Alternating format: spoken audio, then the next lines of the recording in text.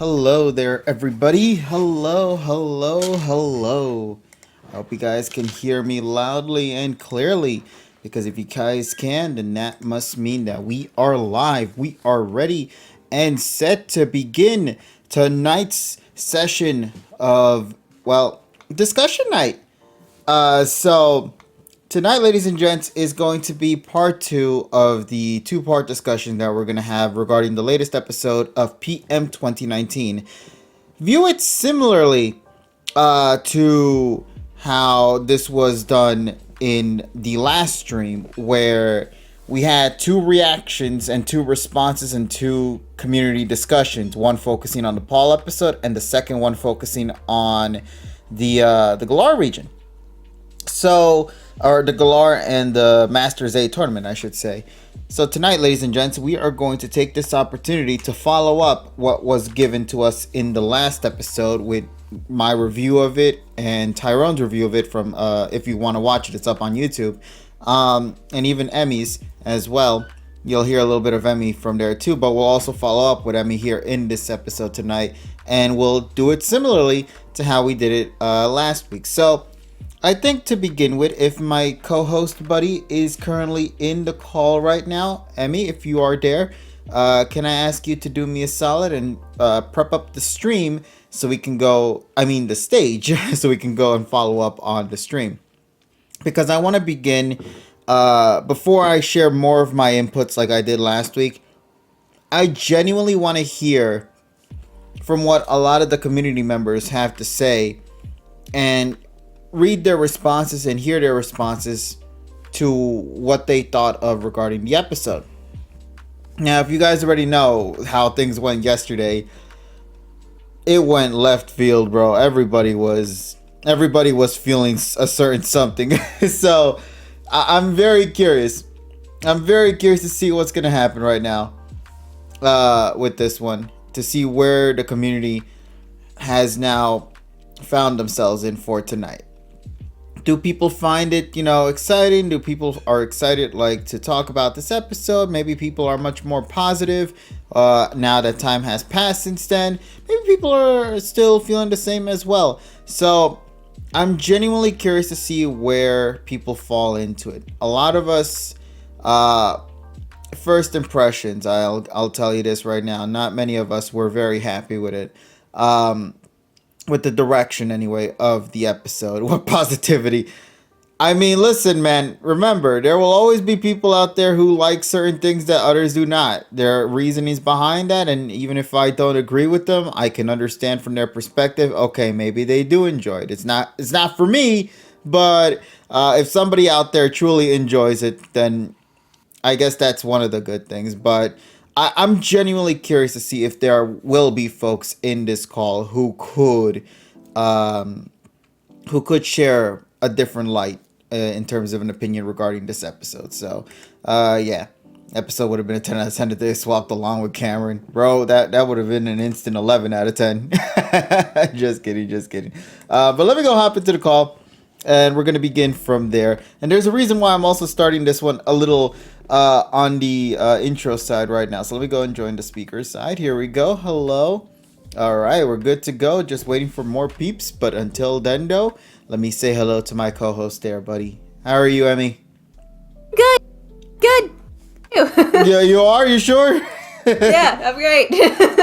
Okay. So before we begin, buddy, the first important thing, oops, I didn't mean to do that. I want to go back here. There we go. The first thing I want to just make sure is if everything sounds all A-okay with the community right now, or specifically with Emmy. If you guys hear Emmy perfectly clearly, please let me know so I can get an idea if everything is running fine, so we can then begin tonight's discussion and see what the community has to say regarding this week's episode.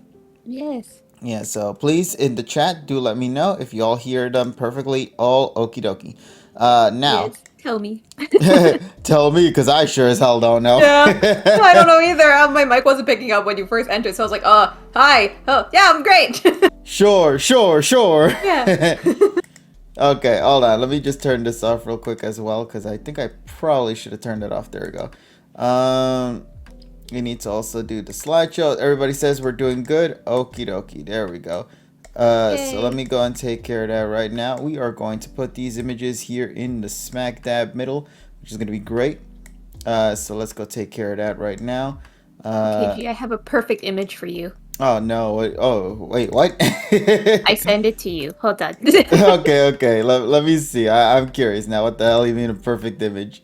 Yeah, because I was rewatching the episode today, and I'm like, oh, this like screenshot just, it just relates. I relate to it so much. It's from the episode. But here I sent. All right. I'm curious now. What the heck did you send me? All right, let's go and see it. Yep. I'm tired. Break time. Break time. Break time. And break time it is, ladies and gents. Because coincidentally, while I was also turning on the stream, I got food. And I know talking and eating at the same time is no bueno. So I'm going to ask Emmy if she can take care of this portion. I'll still be in the call, of course. So if anything does go down, you do let me know. But yeah, so let's go and take this opportunity right now to really dive into the mindsets of those who are in this call currently and wish to express their thoughts about the episode.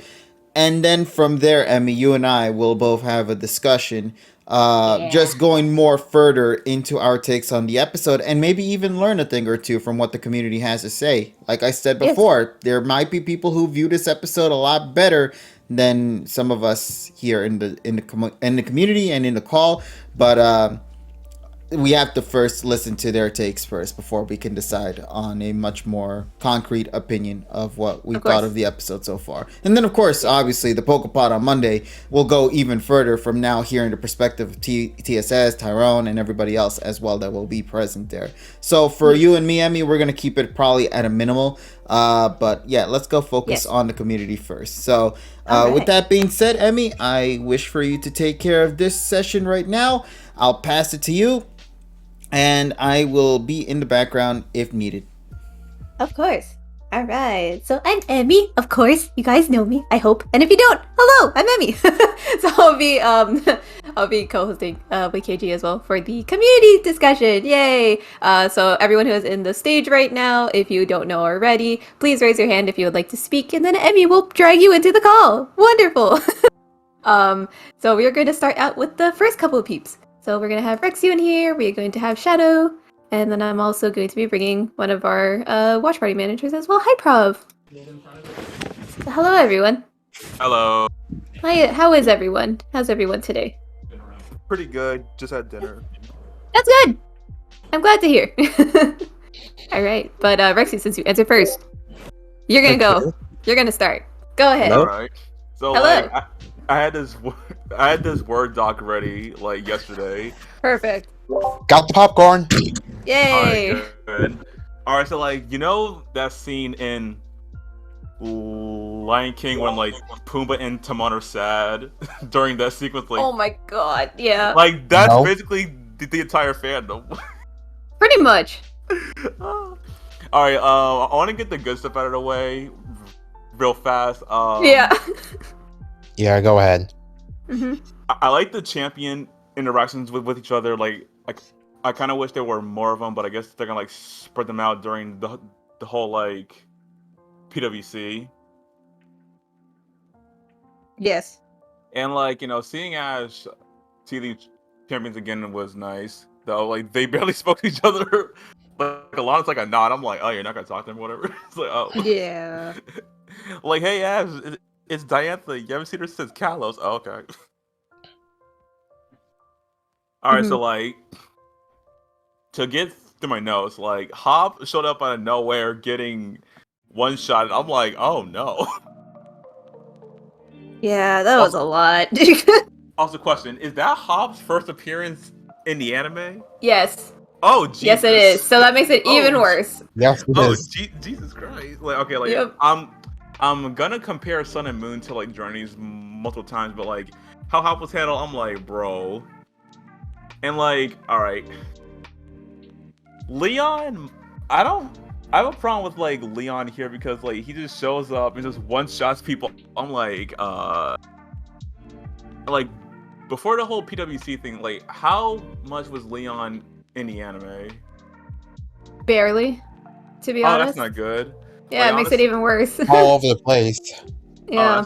Oh, that's not good. So, like him just one-shotting like established characters like Alon, I'm like, oh Jesus Christ, because like I was kind of hoping that like this series like treated Leon and Hob, you know, kind of like Kukui, where like we got to learn more about them. Like Ash like grew with them, and then like Ash understood like more about Leon and stuff like that. You know, that way that we can understand why he's this strong, why he's the #1 champion, like why Ash wants to fight him. Because I don't know, to me like the strength he has reminds me of Tobias, weirdly enough. Oh God, we're comparing this. Like, no. Yeah, I'm comparing Leon to Tobias. I'm like, are you sure saying Tobias you know what? 2.0? Like, honestly, you're low key onto something, because even when I was rewatching the episode today, I looked at like Leon and I'm just like, I don't like this character at all. He's just strong for the sake of being strong. So you know what? I think you do have a point when you're comparing it to Tobias. Yeah, like I want to get into the fight soon, but like I want to ask like, well, what was a lot here? Like, I get that like, you know, people asked for him to show up, but like he just showed up and just like in this really awkward fight. I'm like, just he got one shot at like his Malamar and Charizard. I'm like, what? Why are you here, bro? What? Yeah. Like, bro, Paul dodged a bullet. It's like, nah, I'm good. like Paul New's like, yo, one shot it on live TV. Nah, I'm good. Also, like, I know that yesterday you said that, like, you know, we're gonna be excited for Lance versus Diantha because like it's the one people are least excited about. I'm more excited for that one because I know for a fact that one won't be like one-shotting. Hopefully. I hope. Imagine if this entire thing is just one-shotting. I would actually lose my mind. I'll be like, really? Then it'll be a joke. I know, but and like, okay, one more big thing I want to say is that like, I wish they had like this episode be the trainers just interacting with each other. Then like the next episode was the whole Leon versus Alon fight. That would make a bit more sense. And like honestly, I would rather watch Ash versus Cameron over this.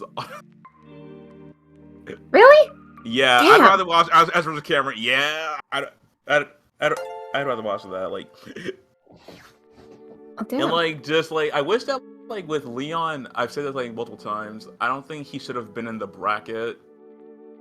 Yeah, I agree with that too. I think he should have been like the final, like. Yeah, like Professor Kukui. Yeah, like just like Cinnamon like that, and like people didn't really like his like a Avolan League win because like people thought it was like rush and earn, but like it was supposed to like build up to like him fighting Kukui because Kukui got that development, like Ash bonding with him, and like Ash during that time travel episode gave Kukui the idea of like why he wanted to build leagues. So, like overall, I think Sun and Moon will just have a better league than Journeys in general.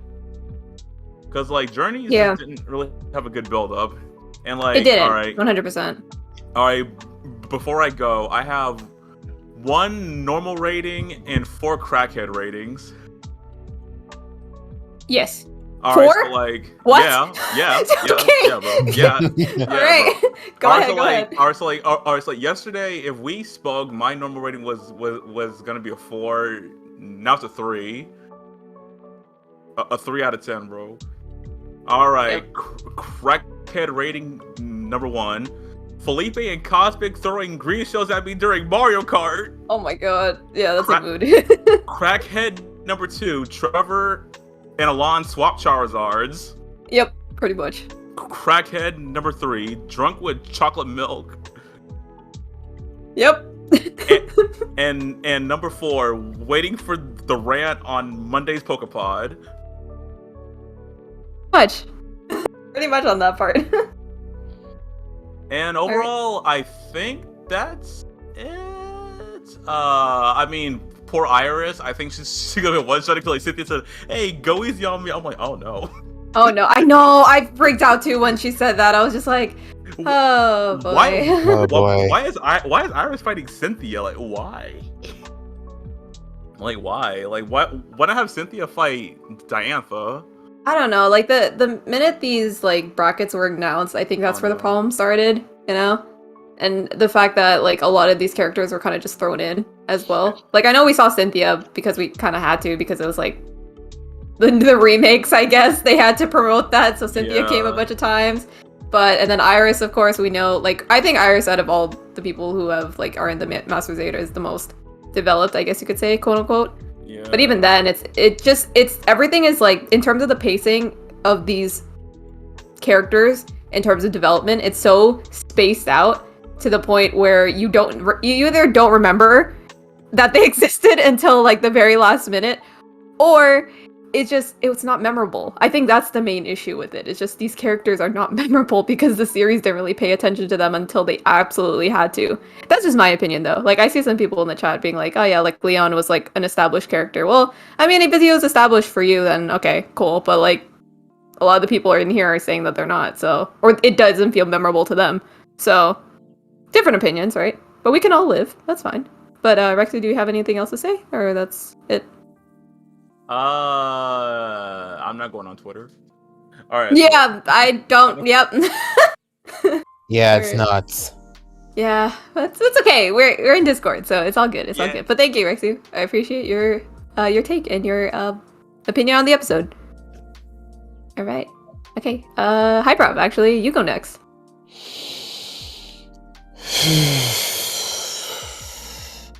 Oh dear.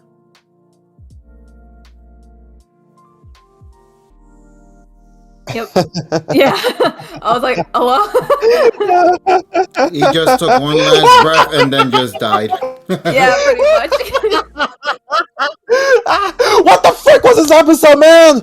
Yeah. Oh my god. Hop and Alon, they were given the utmost disrespect. Hop just shot. He just bounced in front of Ash, asking for a battle. What do you get? An iron tail to the face. Yep. Alon, he was given even more disrespect. First, he barely interacted with Ash in the episode, and then, what did Leon do to him? He G-Maxes Rillaboom right off the bat, destroy Malamar, and demolished the heck out of Megazord X about 40 seconds after Mega Evolving. Joke is at 46, I'll give gosh darn, I'd say 40. Oh my god. This man was given the Trevor treatment. Did Trevor hit Leon up with a deal or something? To be Alon senseless or something? Yeah. Alon went through a lot prior to Journeys. He took down several Mega Trainers. In Knockabout, he took on 10 Megas without being defeated. He took on the Cows League because of Ash. And he faced Ash in the final round and...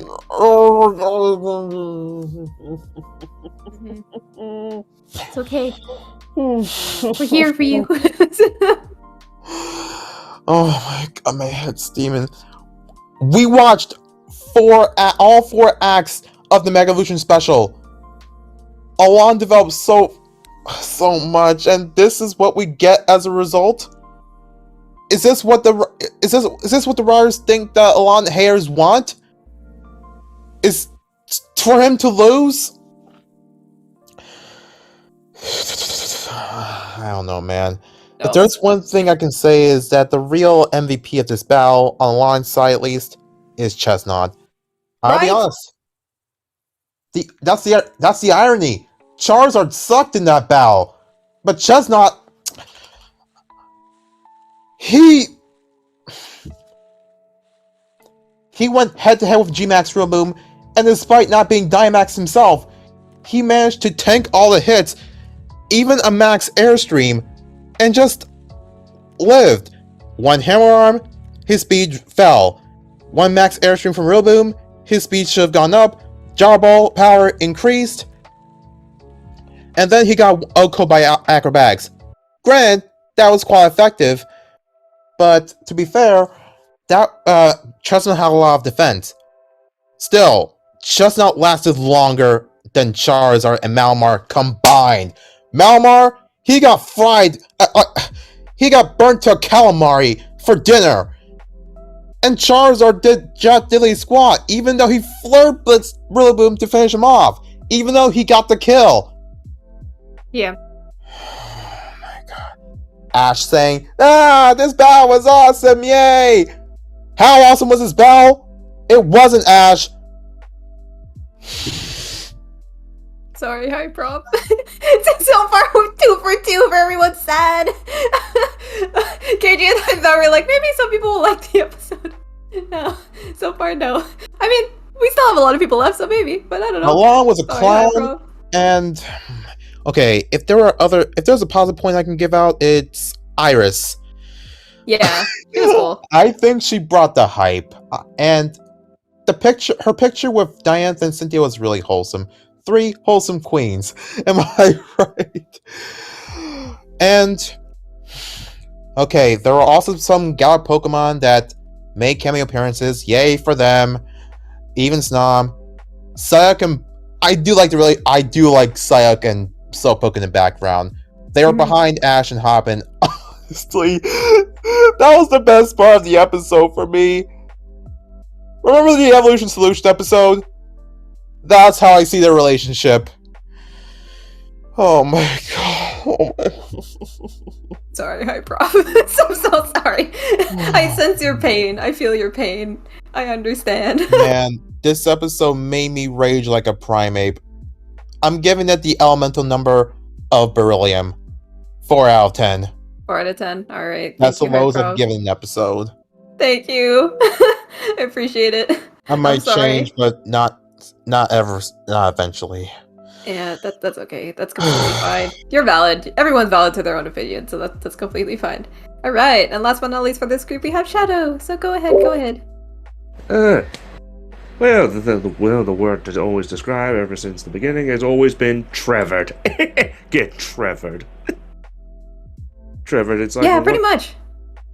Well, how to put it? So when I said I remember arguing about about who Alon should face off in the Master 8 bracket, and I argued that if Alon doesn't face Ash at any point, particularly in the Master bracket, if he were to fight anyone else, is like inevitably he will lose because the final bracket will always be Leon versus Ash, always. So if he were to lose to anyone else, well, that would, I will have to admit it. It's more of seeing a reputation going down the gutter. I say, if he was thrown to face off against Leon, I'm betting on how long he would last. He went fed to the beast. He's, I spend my time speculating and debating about this stuff. So it's just like.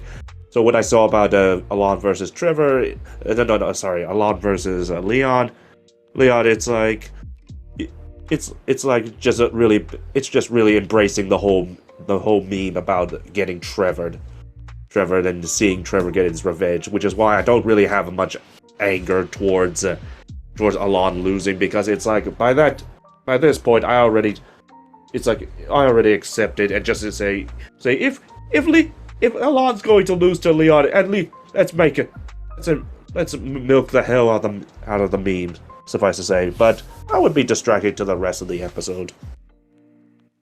Let's see. Considering that it used to be this episode would be all one shot, no actual battle, just one shot sketches. It makes me very curious as to what the original episode was, because all the Pokemon episodes are going to be 22 minutes, so it's like, and a one-shot sketch would be like saying, it's just like a 10 seconds at most for it. So it just makes you wonder how much did they extend the whole Pokemon Master tournaments, or did they cut things out? And it's like you can tell from the first, because I heard people say that it's like 2 episodes combined into one. Like first half everyone loves. Second half, not so much.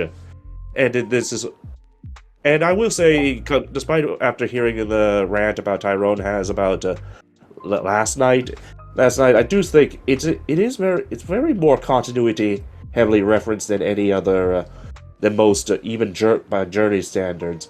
I mean, it's like when I heard Lance was said to be part of the G-Men in the subtitles, I was like, wow, they actually remember that. I thought they forgot about it. you know? It was mentioned in like the first time Lance appeared Yeah. in the series, so I think they're just bringing that back, if anything. But yeah, Yeah. that's true. No, it's like it's one of those subtle things where you start to see little interactions, like Steven mentioning he knows Alon, and then you have Iris. Oh, she looks up to Cynthia. Also, that moment with her and Diantha is cute. Though I do wish Iris would talk about fairies. It's like she knows Diantha. So what would her reaction be towards fairy types? You know? Yeah. So, and it's just like all these little moments here and there. It's just like it's very, very continuity heavy. So it's like, as for the battle between Alon and Leon, I'll make it short. Like that battle is that it's pretty much Trevor. Although Alon technically did better in that he actually knocked out one Pokemon of Leon's, which is more I could say for Trevor. Yeah. But it's like I have not much else to say about the battle. It's just like it does what it does best, and it's like and the thing I got out of it is I get to make more memes out of I get to write more memes on the TV trope page. Yeah, you do. That's true. I frequent on TV tropes, and it was just like, if Alon loses this badly, like he gets swept, I can think of a few memes to add there. But I'm not sure. And speaking of sweeps, the battle between Ash and Hop is ridiculously funny. Like, it just barely lasts, like, what, 5 seconds or something? And I was like, I actually want to know what is the fastest Pokemon battle ever recorded in history, you know? Yeah. I thought that was the shortest battle, but some people say Charmeleon versus Paris lasted shorter. I just want to know the world record. Well, the final fight was 46 seconds. That I know. Yeah. Yeah, I'm not sure what else to say right now. I'm not gonna give it a rating because I'm just that's okay. because quote, I just like to observe and see what the rest of it is, and honestly, I'm just more wondering what Lance versus Diantha would be, because unlike Leon versus Alon, this is going to be a full 3-on-3 fair fight, as in every Pokemon they throw out is shown. Mm-hmm. Which means they whittled each other down to one versus one, which is gonna be exciting to see who wins. Yeah, that's my final thoughts. All right. Okay. Thank you, Shadow. I appreciate your input, and same thing with Hyprov as well. All right. So we're gonna move on to the next group of people. So we're gonna have Prince Banner in here. We're gonna have Ty. We're also gonna have Mr. Flame. And that'll be it for this one. Hello, everyone. Hello. Hello. How is everyone? Everyone okay? Kind of stressed because I have a midterm tomorrow. Oh, good luck. I wish you the best of luck. Yep. On that one. Yeah. I just got 1 week left of school. And then you're done? Nice. That's great. Yep. It's gonna be fun. Yay. And I'm tired of work.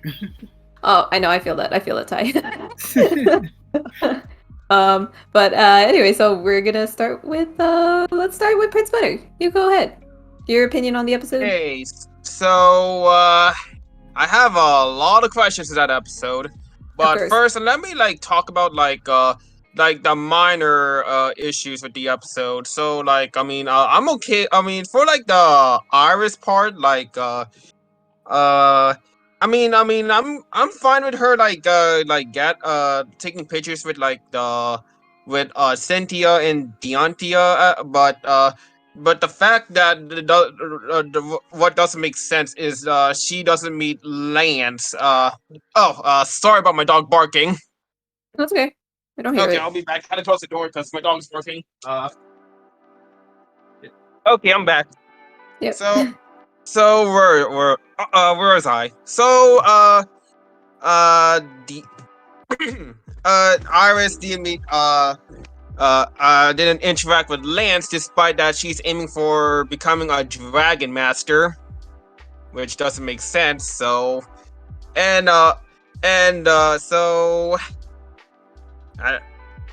writing is rushed. I mean, some of the writing in this episode is just like basically rushed, and they didn't have like time to just they just had to rush through because we still have the Project New and possibly like the Koharu or Chloe arc with the Pokemon contest. So yeah, that and plus that Hop and Pikachu versus Rulu was rushed as well. Yep. Where Pikachu just won immediately with one shot, killing Rulu. So yeah, but now I am now talking about the most controversial part of this episode, Leon versus Alon. I have so many questions to that battle. The battle with Alon is poorly researched in the battle. The first part I'm fine with Chestnut versus Rillaboom. Rillaboom easily defeated Chestnut with using acrobats, since Chestnut doesn't have has 4 times weakness against flying types, and acrobats is a flying type move. Yeah. But the other part with the Charizard versus Leon's Charizard versus Mega Charizard X, that does not make sense. How on earth would a Mega Charizard X with who has fought many Megas who won against Megas, some other legendaries like Mega Rayquaza and Mega Rayquaza and Primal Groudon, would lose into a base Charizard. And also Tyrone said Dragon Pulse doesn't have a boost for that Charizard. So how on earth would that Charizard lost against that the Mega Charizard lost against a base Charizard? That does not make sense. I agree. So, and plus that since that Alon was lost against Leon, I really feel bad with the poor treatment, especially with Marin, who's upset with watching the broadcast. Yeah, so this is poorly researched, and hopefully that Alon should stay more with to train Ash to face with Leon, because this is I hope that Alon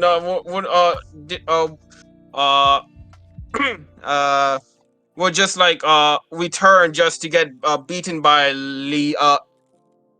Leon. So yeah, I guess that's it for now. So I give it a 5 out of 10 for that episode. The first part is good, but the Charizard versus Mega Charizard doesn't make sense.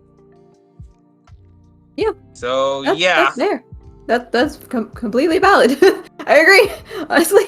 All right. Thank you though. Thank you for your input. I appreciate it. Yeah, you're welcome. Right.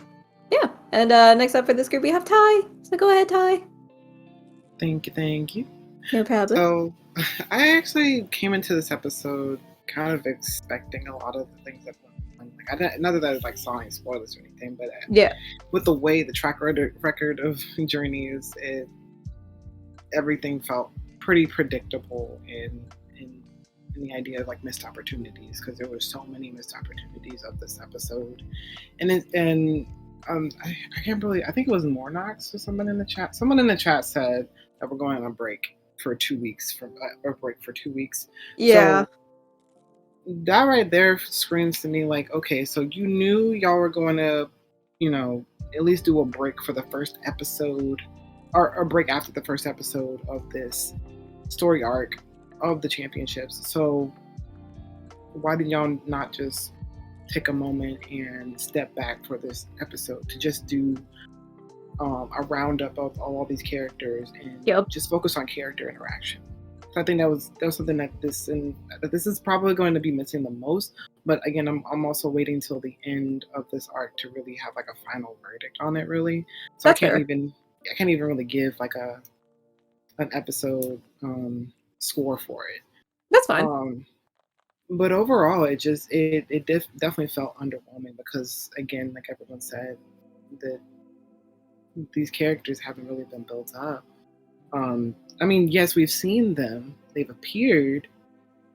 However, as far as their relevance to Ash, and a lot of it's implied because of other things outside of the series, and not anything that's substantive in this series. So again, not memorable. So there's no memorable moments to go back to be like, yep, this makes sense. And then obviously the last episode we had with Leon, okay, we started to actually get into something that felt important to Leon, therefore us being able to connect with that character. But that was it. It was like a small moment, a small scene, and we didn't get much more than that. And they should have took a book from Diamond and Pearl and given Leon that story relevance that Cynthia had back then. Yeah, that would have helped a lot more. So, and also I would also call this episode like the failure of setup. It 100% is. Yeah, I agree. Failure of setup. Hop showing up. I mean, I knew he's gonna show up. 2, I knew he was not gonna really be that important, and he suffers very much from I guess like not Hal syndrome in the sense of his story relevance isn't there. Although Hal had more story relevance just because he actually was going to be participating and he got a little bit more time to be a part of everything. Yeah. Pop just is kind of here, and I feel like they could have taken an angle with this episode and made it so that we were coming from the perspective of people outside who are getting hyped for this world championship or coronation thing. Because you have Hop, he's technically very much outside of it. I mean, yeah, he's the brother of Leon, but that doesn't really matter. We don't know Leon that much. But with people outside of it, so we had like the boys from Alola from that one episode who looked up to Ash. Yeah. But it would have been nice to kind of encapsulate that into one character. So you had one character rooting for Ash, that's not Go, and another character that's rooting for Leon, which is Hop. And you had them butting heads and some ideas and seeing it from their perspective. Kind of like how we have Team Rocket on the side kind of commentating and giving their thoughts and feelings about everything that's going on. You know what?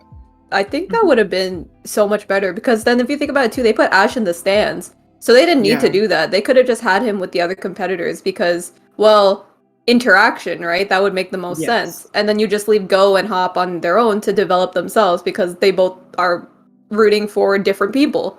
So that's a good point. I didn't think of it that way. And I think you even mentioned too yesterday in the watch party as well. Something that I noted as well is that the opening ceremony just felt very underwhelming as well. I was like, you're okay, right, the though. light, the everything. I'm like, okay, I guess we're here. I guess this is happening. So I don't know. It was just like, well, we're checking off boxes at this point. Yeah, they bought some colored lights from Best Buy and called it a day. What happened, bro? Great value lights, Walmart style. And then getting into the actual battle itself that took place this episode, it really needed more space. Definitely something that Journeys has always had a problem with. It could have been longer. It just needed more space to breathe. I mean, yes, it's a 3v3, but that doesn't mean that you can't extend it out and have meaningful choreography, as Tyrone has said, or just meaningful interactions there. I didn't have too much of a problem with the Rillaboom and the versus Chestnut portion of it, because I think they were kind of smart in the usage of his G Max and just Dynamaxers in general. Yeah. Just because there was actual setup. Like every time he used a move, okay, he used max air, that raises his speed. He used max earth, he's raising his special defense, even though he didn't really need it because like he took an L from Charizard. Because Charizard's move was it Flare Blitz? So that was a physical attack. Yeah. So that meant nothing. Yep, pretty much. Yeah. But the chess, but I mean, I was nice because it's my two favorite starters from those regions. Like they're superior, and it was great to see them in action. And it was nice to see that he did use acrobatics and to knock out Chess. I'm gonna call him Chespy because he's not Chespy, but we saw Chespy. Yeah, it's just not. But and then Malamar coming in, that was an interesting choice. But the problem is that this is one thing I didn't like about XY when it came to Alon, is that he didn't have like too many Pokemon that felt connected to him other than Charizard. Like Charizard was just the one, the only. Like it's Pikachu syndrome in a bad way. Like yes, Ash has Pikachu, but he has other Pokemon and you can connect with them as well. Alon doesn't have that, so he's kind of just pulling stuff out of his butt at this point. And Malamar was the next thing, and it's kind of funny that they brought out Malamar because Mal in Spanish was bad. So getting us ready for Scarlet and Violet. Pretty much. Yeah, pretty much. And then the Lizard X. I'm just gonna call him Lizard X because I don't like Charizard like that. But it was sad to see him only go down in a few hits when that could have been extended a lot longer because it's a Charizard v Charizard fight. Come on, like you aren't gonna milk that. There's so much y'all could have milked there. The content, y'all love that little lizard. But it was also funny for me because I was very scorned by the X1 ending or the finale to the Greninja fight. And that was traumatic for me. So I thought this was really funny to go to go through and have like Lizard just go down really quickly. But I don't know. This again, like I said, missed opportunities, and there's so much here that they can milk because again, these are champions. All these people, especially when they ran into when Iris and Ash ran into the room, I was like, what? Like everybody just kind of like looking at each other like, okay, y'all ain't gonna say anything to each other. Y'all ain't gonna really like. You're like, hey, what's up? I know you. You know me. We're a happy family, something like that. Like these people really do kind of. Some of them, well, I'll say some of them know each other, but most of them kind of know each other. You got this tight knit group between Ash, Iris, Cynthia, and Leon. Yeah. So that could have really been something. Anyways, it could have. It could have. It's sad that we're saying it could, or like they had it. There was potential. What would have been? I feel like that has been the trend, not the trend, but like that has been like the repeating thing that's been said for the like just I think for all the reviews, including like ours as well. So yeah. I know you said you can't give it a rating, but I'm just gonna assume you didn't like the episode after everything. It was mid. It was mid. Yeah. All right. Okay. Thank you, Ty. I appreciate your input. All right. And last but not least, for this group, we have Mr. Flame. So go ahead. Thank you for having me.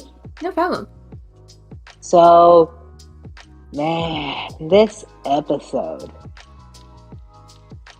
So to start off with, I liked how it started off with, where Iris, or no, it was Hop. Like I wasn't looking forward to like Hop because like I kind of knew he was gonna come eventually, and when I heard that they were battling, who was gonna battle Ash, I was kind of worried they would do like that whole frou-frou situation where Ash would battle and while the battle was going on.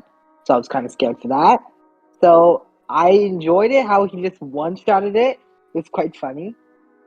And then I running into the champions room. I like all the little dynamics because with the three queens, Diantha, Cynthia, Iris, that little selfie, that was amazing. Lance and Steven, their conversation was pretty good because it was pretty good. Like this episode should have been like the first half should have been its own episode. It would have raced into like an 8 for me. Just seeing all the people like connect and talk to each other. They're all amazing characters. So yeah, they should have done that. The battle itself, it started out pretty good, but no one expected the one to win. That's like the whole problem with the Masters tournament, because we know like at least we know 3 people who we know is automatically going to win: Leon, Ash, and like Cynthia. We know they're going to win. So it kind of takes out the fun of watching these battles. Like predicting them, who's going to win, kind of takes the fun out of it. But that's why I'm looking forward to Lance and Diantha, because we don't know who's going to win.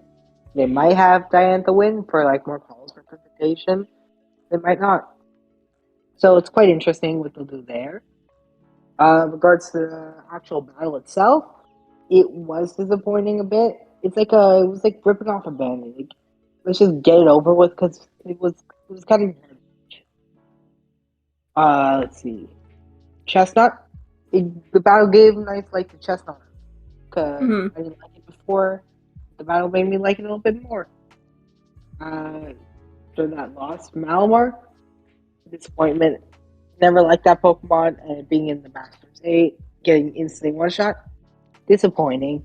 And with Charizard, it should have been a longer battle, to be honest. This was like, since they're doing a 2-week break, just making the full episode, just getting to know the characters, it should have been like a, you know how they usually do like getting to know each other episodes for beginnings of these big arcs, like leagues. Yeah. They should have done that, and then it would be a good way to like keep the hype up, and then start the battle. Because I also like to make AMVs, so this was a hard AMV to make because of how short the battle was. So that sucked. The battle was extremely short. I didn't like how short it was. They should have given like the disrespect to Alon was big. Yeah. Especially, I think I saw this in the subtitles, or someone mentioned it on Twitter. Leon Gigantamax Rillaboom only to hype up the crowd. He didn't actually want to. The disrespect to the boy. It was so bad. I know. I read that too, and I was just like, so this is, you're not taking this seriously. You're just like, oh, it's oh my god. I was like, oh, so it's your job as champion or like #1 to entertain the crowd, bro. The battle's supposed to be entertaining. It wasn't entertaining. It was painful. Yeah, I know. Like, this man worked so hard, had an amazing character arc, amazing stories, just for this man, just to Dynamax, just to entertain people, and to disrespect the boy. Yep. It was hard, and poor Marin. I feel so bad for her. I wanted to cry too. Oh, watching her cry was so sad. I know. Oh man. And yeah, it should have been a longer battle. I don't know what else to say besides that. I wish it was longer. It should have been. Another thing I had problems with it was like how Alon didn't even talk to Ash. I hope Alon doesn't do a Paul thing where he just leaves immediately after losing. Oh, he's gonna leave. He doesn't deserve to leave though, like that early, just for losing.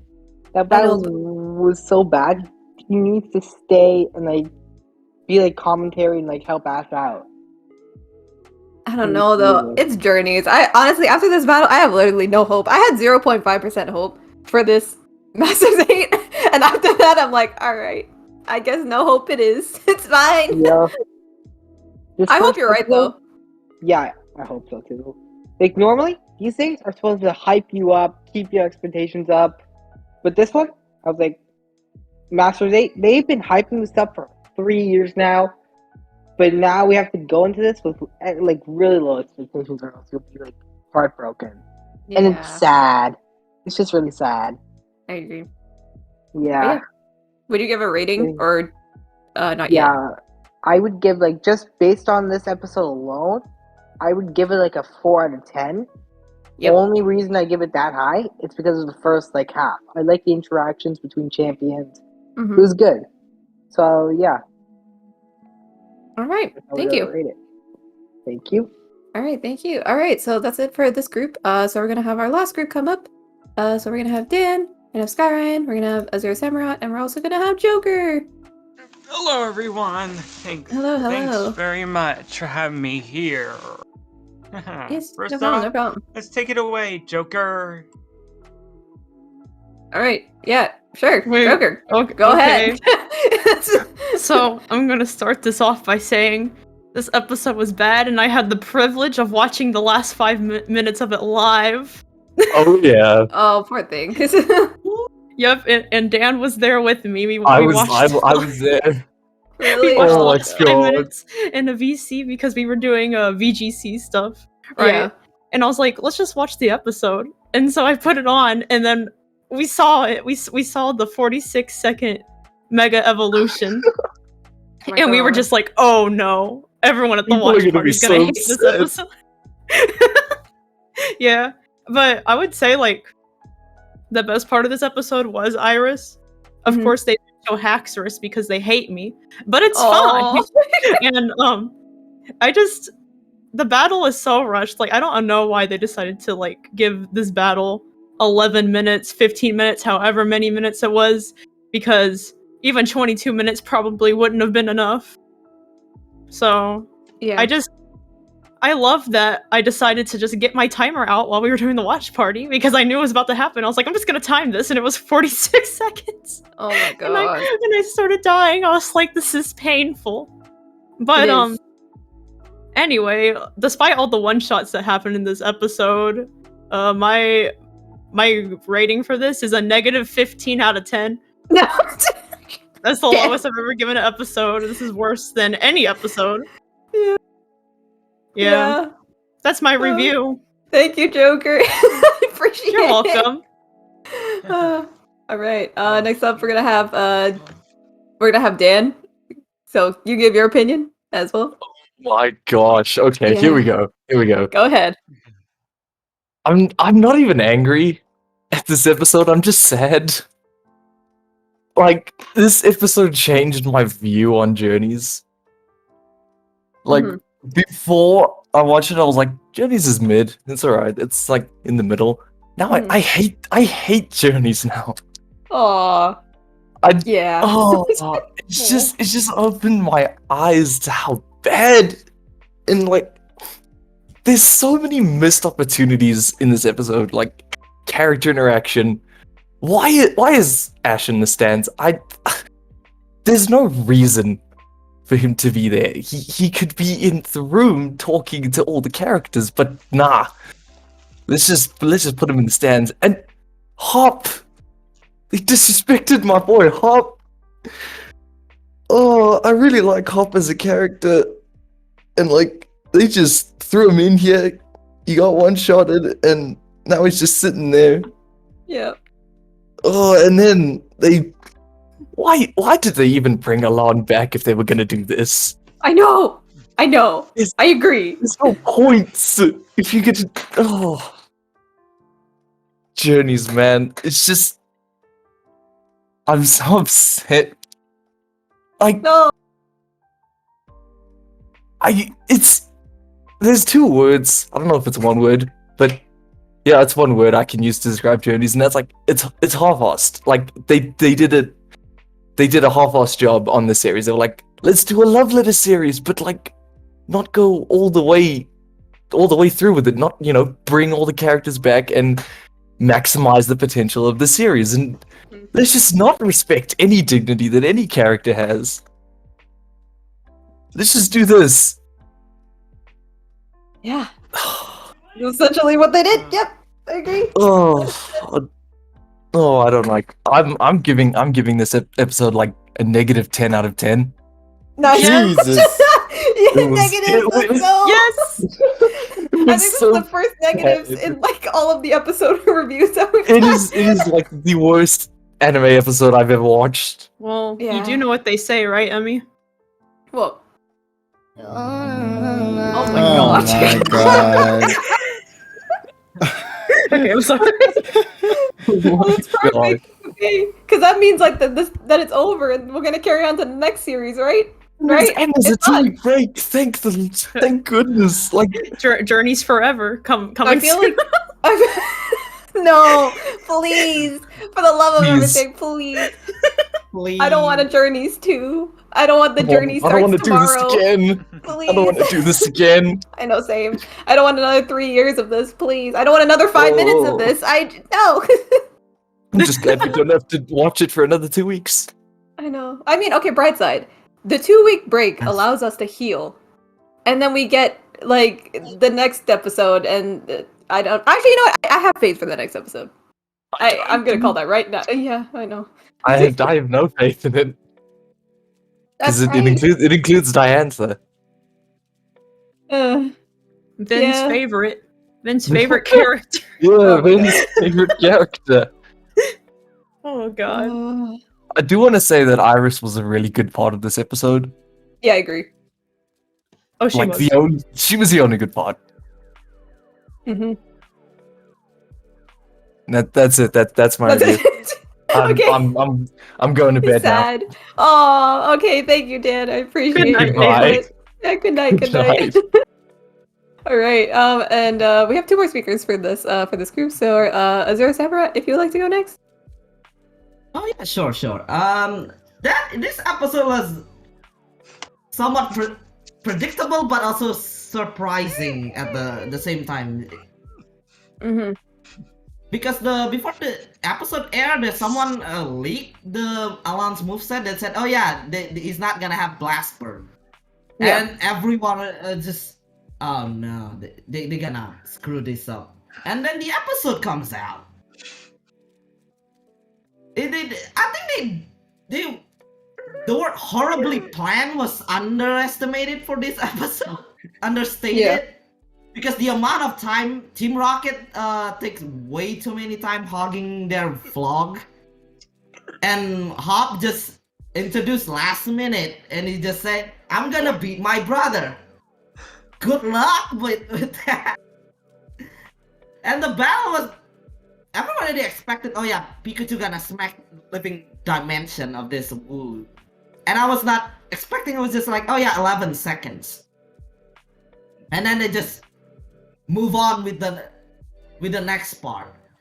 And the reunion was okay, but it was that something was cut it from the script. Like, as the commentator said that, oh yeah, as the champion of Alola hailing from Kanto, and no one, the other champion was surprised. He's like, wait, what? None of them surprised that it's just like, yeah, you probably got it last weekend or something. Okay, yeah. And the battle started, and then they got the ad break. And it's just like, oh no, they're gonna screw this up. Because how did you gonna plan entire 3v3 in 11 minutes? Yeah. This episode reminds me of the Marnie fight. At least in the Marnie fight, they do it 1v1. Maybe they should take notes of that. It's just the first round, it's 1v1. And next up is 3v3. And the final is 6v6. I think that's solely is the fault of the one who planned the entire Masters 8. And yeah, everyone having fun with Iris, and I'm genuinely confused that Twitter just like couple minutes after the episode ends, I thought they're gonna talk about how bad Alan was treated. No, they talk about Iris Yas Queen moment. The entirety of Twitter just talking about it. And it's completely... Wait. Did I go into the different timeline for this? And we go back to the battle. The battle was... The first one was decent. And then it just fall apart from that. It's very good that Alana do that stall Dynamax knowing full well he's not gonna last against Dynamax. Even Steven said, yeah, I hope that kid doesn't get overwhelmed. He was like, and especially Cynthia just like, go easy on me. I just like, oh no. And the fight was fine. Even Leon said, yeah, I have to do Dynamax to hype up the crowd. And he got one-shotted. And he got one shot instead. And then just got one-shotted again. surprised that none of the attendees in that match is just asking for a refund. Because that was one of the worst. Especially with Malamar. They said the index, oh yeah, its hypnotic power is so strong.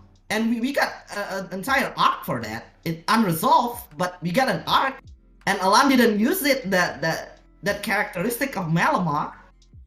And it just died in one hit with Fire Blast. And boy, we gonna talk about the Charizard versus Mega Charizard X. Yeah, Zach already pointed out they just reused that scene, the morphing, the morbing Charizard scene, and just mirror it. And it just the fight just lasts because somehow in some way Leon Charizard got the Omni boost from Ancient Power off screen. That's the only makes sense explanation for it. Because I get he is strong, but not that. At least he just half its HP or something. No, it just one shot that thing. So I guess that's pretty much it. I guess there's the only other weird animation for me is when Chestnut using Gyro Ball against Rillaboom. It should have landed in the side of Leon, but somehow it teleported back to Alon. You can rewatch it. It was jarring. And the only good scene for that is the Mega Charizard X using Dragon Claw. I guess that's the only moment they want to say, oh no, Alon might be have a sliver of hope winning with his Dragon Claw now. So at first I think I give this episode 5 out of 10. And apparently I was too generous for it. So that's my review. It was not good. But it was somewhat predictable that it was not good.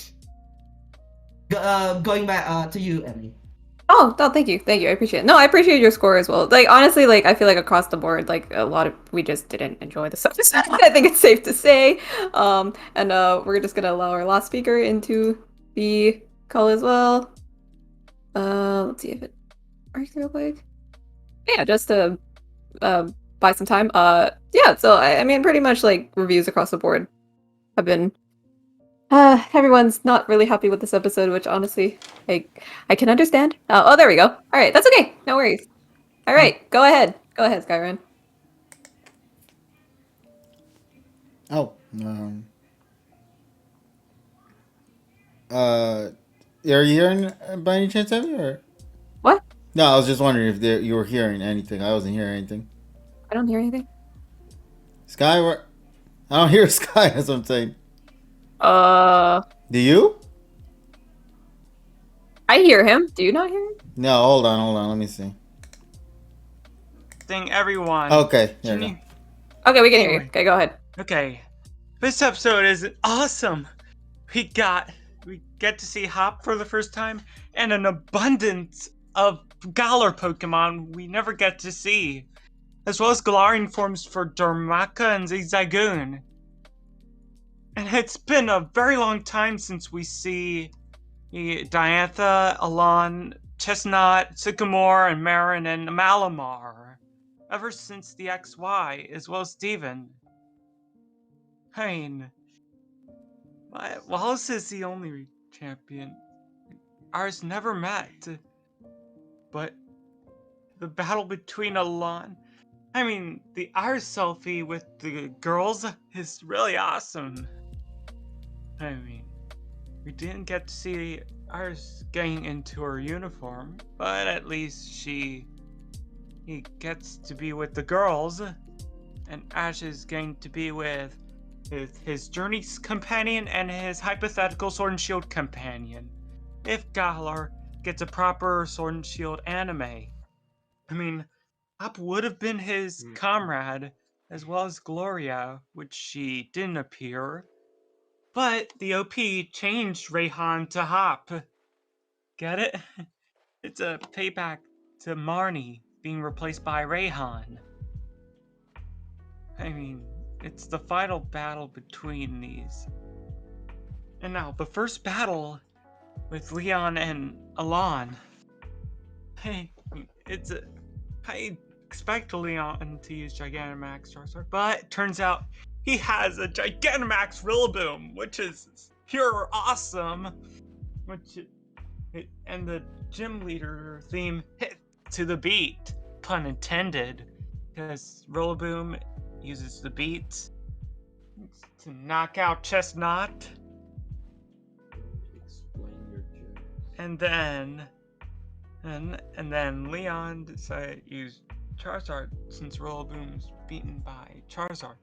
Charizard knocking Malamar out is really so awesome. But Alon went, respond to my Keystone, respond to my heart. Beyond evolution, Mega Evolve. That's where Alon's Mega Charizard appears. And the Reshiram theme from movie 14, Victinian Reshiram, seems fitting. Alas, Charizard, owned by Leon, has beaten the nuts out of the Mega Charizard, which is nice. It's a payback. It's a payback to Ash's defeat in the Kalos League. You can consider it as revenge, and Alon has been defeated, and again, and because his first defeat is with Siebold of the Elite Four, meaning he's been defeated by a Galarian champion and the Kalos Elite Four member. And Trip is the only one of Ash's main rivals that didn't appear quite yet. But unfortunately, Team Rocket has been doing their radio show Persona, broadcasting the World Coronation series. Mm-hmm. I can't wait for Lance to battle Diantha and Iris versus Cynthia, because their main partners are dragons, and Ash versus Steven Stone, just as the prophecy has been said in Advanced Generation. Advanced Generation has predicted it right from the start, or the mention of Steven, and of Ash wanting to battle Steven in the Advanced Generation. But he's got his wish come true. Speaking of which, the song 123 is a total foreshadow to Leon, Cynthia, and Steven Stone. Ash beating Steven, then Cynthia, and then Leon. Then the 123 has been hinting at it all along, right from the beginning. Yeah. You can consider this episode as a payback for Ash's defeat. Because Leon did a payback at Alon for Ash's defeat in the Kalos. Because revenge and... This is really awesome for me. What would you rate the episode? I'm giving this a 10 million out of 10 because this is revenge for the Kalos League loss of Ash. Ash is lost in the Kalos League, and now Ash finally gets revenge. With Leon for assistance. Anyways, Ryan B out. All right. Thank you for your input. I appreciate it. All right. And I believe that brings us to the end of the community night. Yeah. Hey, look at that. Hey, there we go. Hey, see, this is why I said that don't always be so surprised if you'll hear some form of positivity come through in the commentaries. Because, yes, exactly. We always have a buddy or two that will see an episode in a different light than others. And there's no wrong thing with that. Of course, but we're not done yet, though. We still have more homies to hear their inputs from before we continue to go further. And I believe that person hopped into the call right now. Yeah, sorry, I was waiting and I was like, oh, I guess she doesn't want to be in the call. So I'm like, All okay, right, you can't add her manually, right? If you keep forgetting that shit. Yeah, I don't want to ever just hop in. I just feel like I mean, I can, but I just feel like let's not. I don't want to lose my privilege. But oh my gosh, I have no idea what anyone's discussed. I just got home. I had a nice long drive of traffic. Oh. KG, I was in your neck of the woods today. Oh, hey. Yeah, I think I saw you. Yeah, I waved over there. Yeah. Yeah, I was that girl with the Snubble backpack. Yeah, okay, that makes it obvious. Just look for the pink. You'll see. Yeah. Oh my gosh. But, yeah, so I'm assuming, we're still talking about the episode, right? Yeah, everybody viewed it positively, so I'm curious to see what you got to say about it. Yeah. Really? Okay. No. So, I actually didn't hate, well, in agreeing with them, I actually didn't hate the episode. Oh, snap. So let's see. Yeah. I hated the battle. Everyone hated it. But, Yeah. I mean, I hated it because, like, one, we all knew it was going to happen. I kind of wish it was Emmy's situation, though, where we didn't see the battle fully, just because someone might have made it seem a little bit better. But, we did. I actually kind of enjoyed the episode up until the battle, where I thought the Wooloo part was funny. I thought the interactions between the champions was really entertaining. Iris was, like, an icon in this. I've said it online before. There, like, to me, like, she's finally, like, representing New York City, because she's now, like, she's wild, she's stubborn, she's temperamental, and now she's tech savvy with her selfies, and I loved it. Finally giving some representation to my people. But I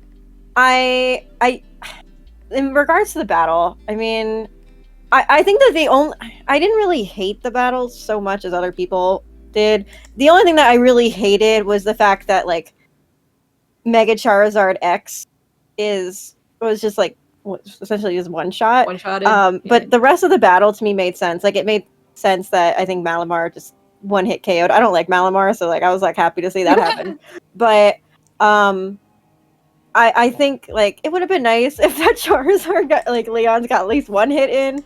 But it just got, like, completely demolished by another one. And I still think that, like, I predict, I don't know if we're talking about predictions, but, like, I predicted that in the next battle, I think Diantha's gonna win. And I think that it's gonna be Mega Charizard Y on Leon's end, because we already know that Lance is not using a Charizard. So I think that'll be interesting, maybe having a battle of the Megas, to show, like, that Charizard can do more things rather than just be a ridiculously strong level 100 Charizard that must be hacked in some sort. But the episode was decent. I gave it, like, a solid 6. I know other people gave it a 1. Yeah, the battle sucked, but, you know, the rest of it was enjoyable, so I can't really complain. Yeah, that's understandable. Yeah, I think you were our first 50-50 kind of score. Yeah. Because, no, sincerely, I think what it is, and many people can come to an agreement, like, nobody really, aside from maybe, like, a minority, Ty also 50-50. I swore it sounded more negatively, but I think it might have just been me when I was hearing it.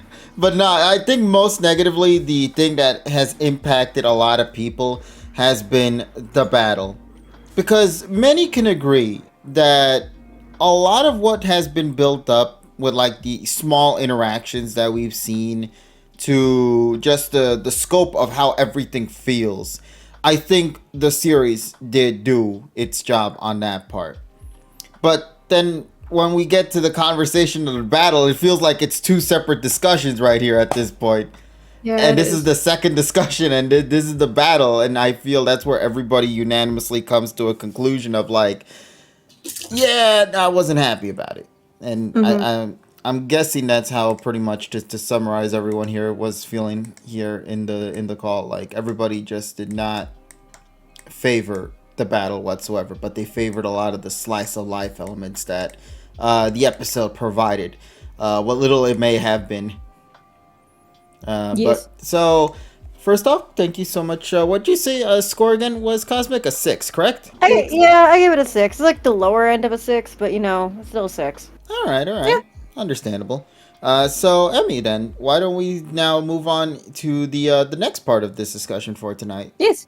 All right. So, obviously you and we already shared our input on yesterday's stream, and so 5.9 for Cosmic. What the hell? 5.9. No, but yeah, okay, so to get back to it, yesterday both you and I shared our inputs on the episode to the best of our extent, and Tyrone came in and had a feature presentation discussion that lasted so long that we had to upload it. Yeah, that we had to upload the full thing up onto YouTube. But now let's get into the second act of this commentary right now, and that is mainly just talking about the pros and cons that this series did do, and let's really dive a lot more into the positive side of things, because I genuinely do believe, and as Cosmic showed here, and even Sky as well earlier before, there are things to praise about this episode. Let's be clear, and this is why I was mentioning it at the beginning. Everybody is disappointed with the episode, but not fully. However, the one thing that a lot of people were setting their eyes on the most from this episode was what damaged the entirety of the episode for many people's eyes and perspective. And that's the battle itself between Leon and Alon. So let's begin with the pros here. I mean, I don't know, maybe we might share some similar pros, maybe not, but we'll see as we get into this discussion. So I'm gonna start things off and talk about Leon real quick, because yes, I think a lot of people are disappointed with Leon's character in this series, and we can all come to an agreement on that when it came to this fight, that Leon really went out of his way to curb stomp the competition in these quick succession hits and all that. Now, if you were to play the Pokemon game with those Pokemon that he was fighting against, I guess theoretically, yes, those Pokemon would have gotten one shot, because I think, what was it, the Chestnut is like 4 times weakness or something to whatever attack it got hit by in the previous one. I'm trying to recall off the top of my head. But, you know, of course, then you're also going to bring in the side that Tyrone mentioned. Okay, if we're going to apply that logic, then why can't we apply that same mindset to when standard form Charizard used Dragon Pulse on Mega Charizard X, which doesn't have the stab boost in it, and still manages to one-shot, you know? So there's like a lot of, you know, indifferences when it comes to that. But let me just briefly bring up the positive for Leon. Because this series has done its duty when it comes to making sure Leon is seen as the strongest trainer. And this episode does wonders for it, because he's that strong that he can technically take out a Pokemon trainer with ease in this episode. He took out all 3 Pokemon. He didn't even get to summon his 3rd Pokemon in this fight, bro. He only just stood with 2. His Charizard and his Rillaboom. And he just stuck with those 2. And base form Charizard sweep the competition that badly. He took out all 3 of them, I think, right? Yes. So I'm genuinely surprised by that, but it's a curb stomp nonetheless. And once again, I think it does wonders to Leon's character, having him be seen as this big of a threat, and to show that, you know, because this is going to be something that I think Ash is going to have to pay attention to when moving into his fight, because eventually they will meet and they will battle each other and they will fight. So this is going to be a big thing to keep an eye on, as how they're going to progress these battles. Because if we let's say if Leon faces against Lance or Diantha in the next battle, and he still performs the one-hit KO's attacks on those, and then we get into Ash's fight, and then somehow Lucario survives 5 Brastabuns in the face and still fights back, that's gonna be the big talk at that point. That's gonna be where the big discussion, exactly. So I am very, very curious to see how that's gonna be carried into it. But if they do a natural progression, okay, that'll make more sense. Like, Alon is technically the weakest of the 8 right now, and therefore if Diantha or Lance comes in next as a champion against the #1 trainer in the world, maybe they will provide a much bigger threat to the fight. I don't know. I just want that. I think my biggest issue with this episode, just bouncing around real quick, is just he was just too strong. That's just the issue. Like, Leon as a character, he is strong, That much is given. They did a glorious job with that. My biggest criticism is, however, coming into the part of who he was strong against. Because had this been something like where they only just used the Galar trainers and gym leaders, then this would be a lot more impactful. I think there would be a lot more praise of it because it's trying to show that, yeah, he really is the strongest in that region. He's sweeping the competition this badly to one of the opponents. It would be an embarrassment for the other character. But for the viewers, I don't think it would leave that much of a negative impact. I think people would praise it a lot more because we're witnessing that side of Leon's story that's been built up since the beginning, to be a strong trainer, to be the number one trainer out there. So yeah, that's just one thing I have to praise about. The second thing I want to praise about real quick is the relationships that a lot of these characters have. Yes, we didn't get to see all of it that I think a lot of us were hoping to see in the first episode of the PWC. But the small interactions that we did get to see are wonderful. I mean, the Iris taking a selfie with the other queens of the Masters 8. That was wonderful. I love that. I also loved seeing the interactions that some of the champions tend to have with each other while they were watching Alon and Leon fight against each other. There are things like those that are carried throughout the episode. I just wish it was more of it. In fact, I really wish the episode had ended with both of them summoning their Pokemon out, and then that's when we wait for 2 to 3 weeks for the next episode. That would have been so much better. Because the thing is, once again, you have all these wonderful characters. These aren't just new characters, ladies and gentlemen. These are legacy characters. These are characters that have been with us since the beginning of time, since the beginning of their respective series, to be exact. And to see them naturally grow as that series continued to become fan favorites that got fans excited when we got their confirmation that they're returning to the series, it left a very negative taste in our mouths to see characters like Alon get his butt whooped in such record-breaking time. You know, once again, it does a good job at Leon's perspective. But when you want to talk about Alon, well, we'll get to that at a later point. So the interactions I found were great. The humor I also found to be good too. I mean, the beginning of the battle, I will admit, I thought that was going to last a solid 10 minutes in this episode. I thought we were going to bounce back and forth between the Alon fight and then the Wooloo fight.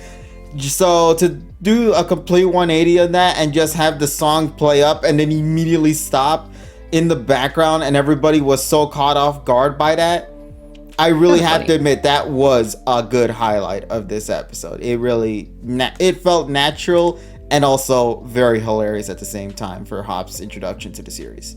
So on that aspect, I give it a praise on that. Team Rocket's also here too, so that's another thing. We all thought Team Rocket was going to be gone after the podcast, and that was it. You know, nobody thought they were going to come back. And here they are, finally back. And the Rotom Dex is still as hilarious as ever. I'm very happy with that consistency there. So yeah, seeing them here, and they were the ones that are reporting the to be continued segments of the episodes. So we're gonna get more of Team Rocket throughout the PWC. So I'm very much looking forward to that. Also, very nice to see even Team Rocket was like, I know that brat from somewhere, aka I know that character from that respective series. So yeah, stuff like that I really do. So. And last but not least, I think my last praise I really have to give about this episode is certain moments of animation.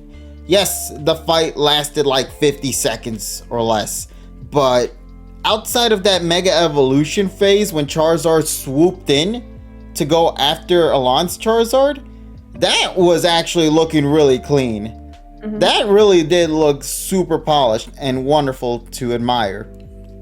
Unfortunately, that was the only thing you can admire on that aspect of the battle, because that's what the battle was for those two Charizards. But, you know, once again, we'll save that for a second. But now I just want to hear from you and me real quick before we move on into the next. What are some of the positives that you have to say regarding this episode? You pretty much said what I was going to say, to be honest. honest.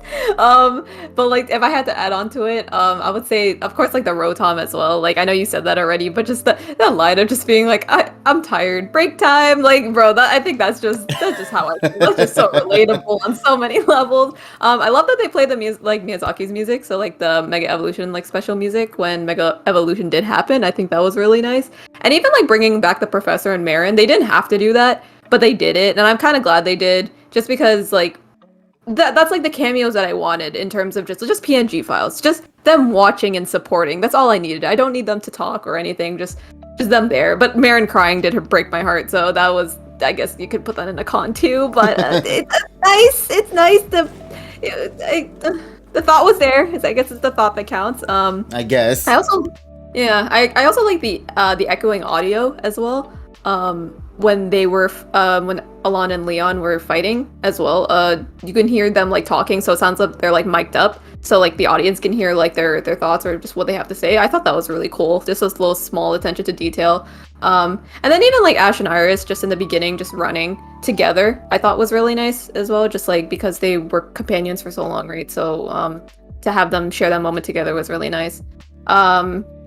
And then Team Rocket. I think Team Rocket was just great in this episode. I love the podcast episode. That's one of my favorite episodes of Journeys. So to see that be brought back, and especially too that Team Rocket always does this during the leagues. They always like either sell snacks or they're like commentating or they're doing interviews, like stuff like that. I really love when Team Rocket does, just because it shows their personality off, and also they're being helpful in a sense, and then also they're doing the previews, which I like too for like the next episodes and whatnot. So I thought that was really nice. I was glad they did that, because I was very afraid that Team Rocket wouldn't be here for like the league, not the league, for the Masters 8, which I think they should, just because in every other league they're present doing something funny. So it's nice.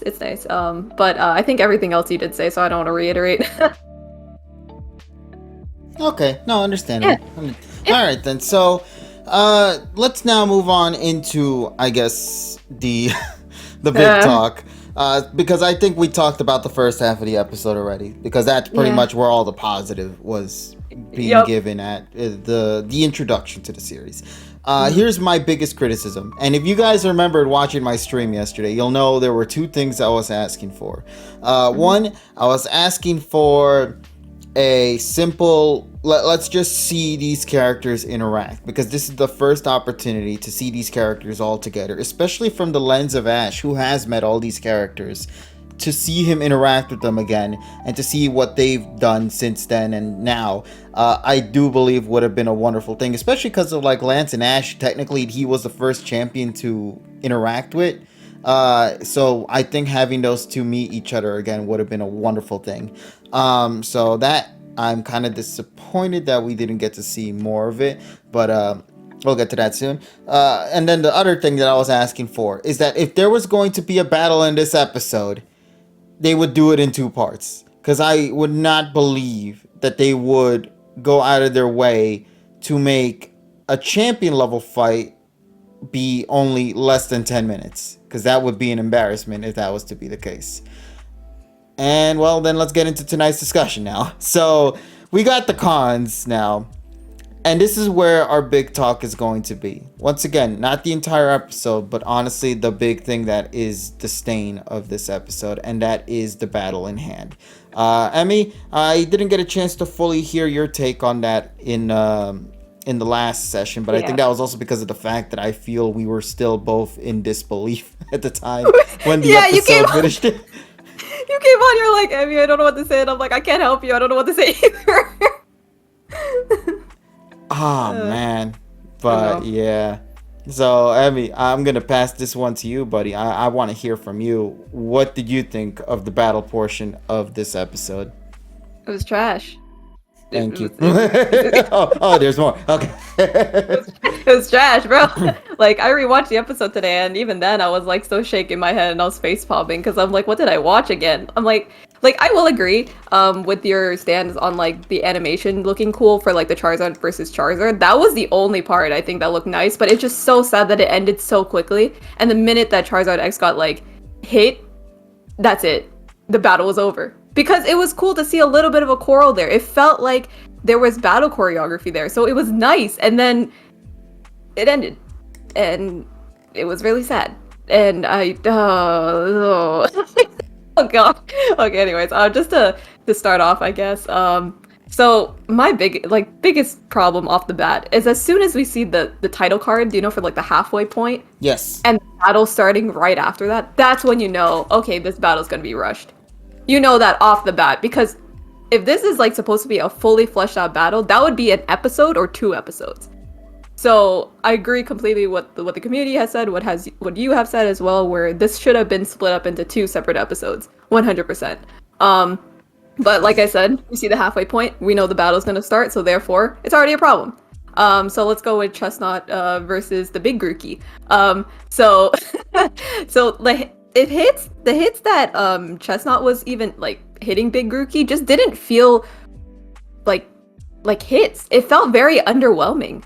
Like, I swear, like, Chestnut just turned into a Beyblade and just, like, somehow hit Big Grookey, like, hit the drum, and I guess that was a hit.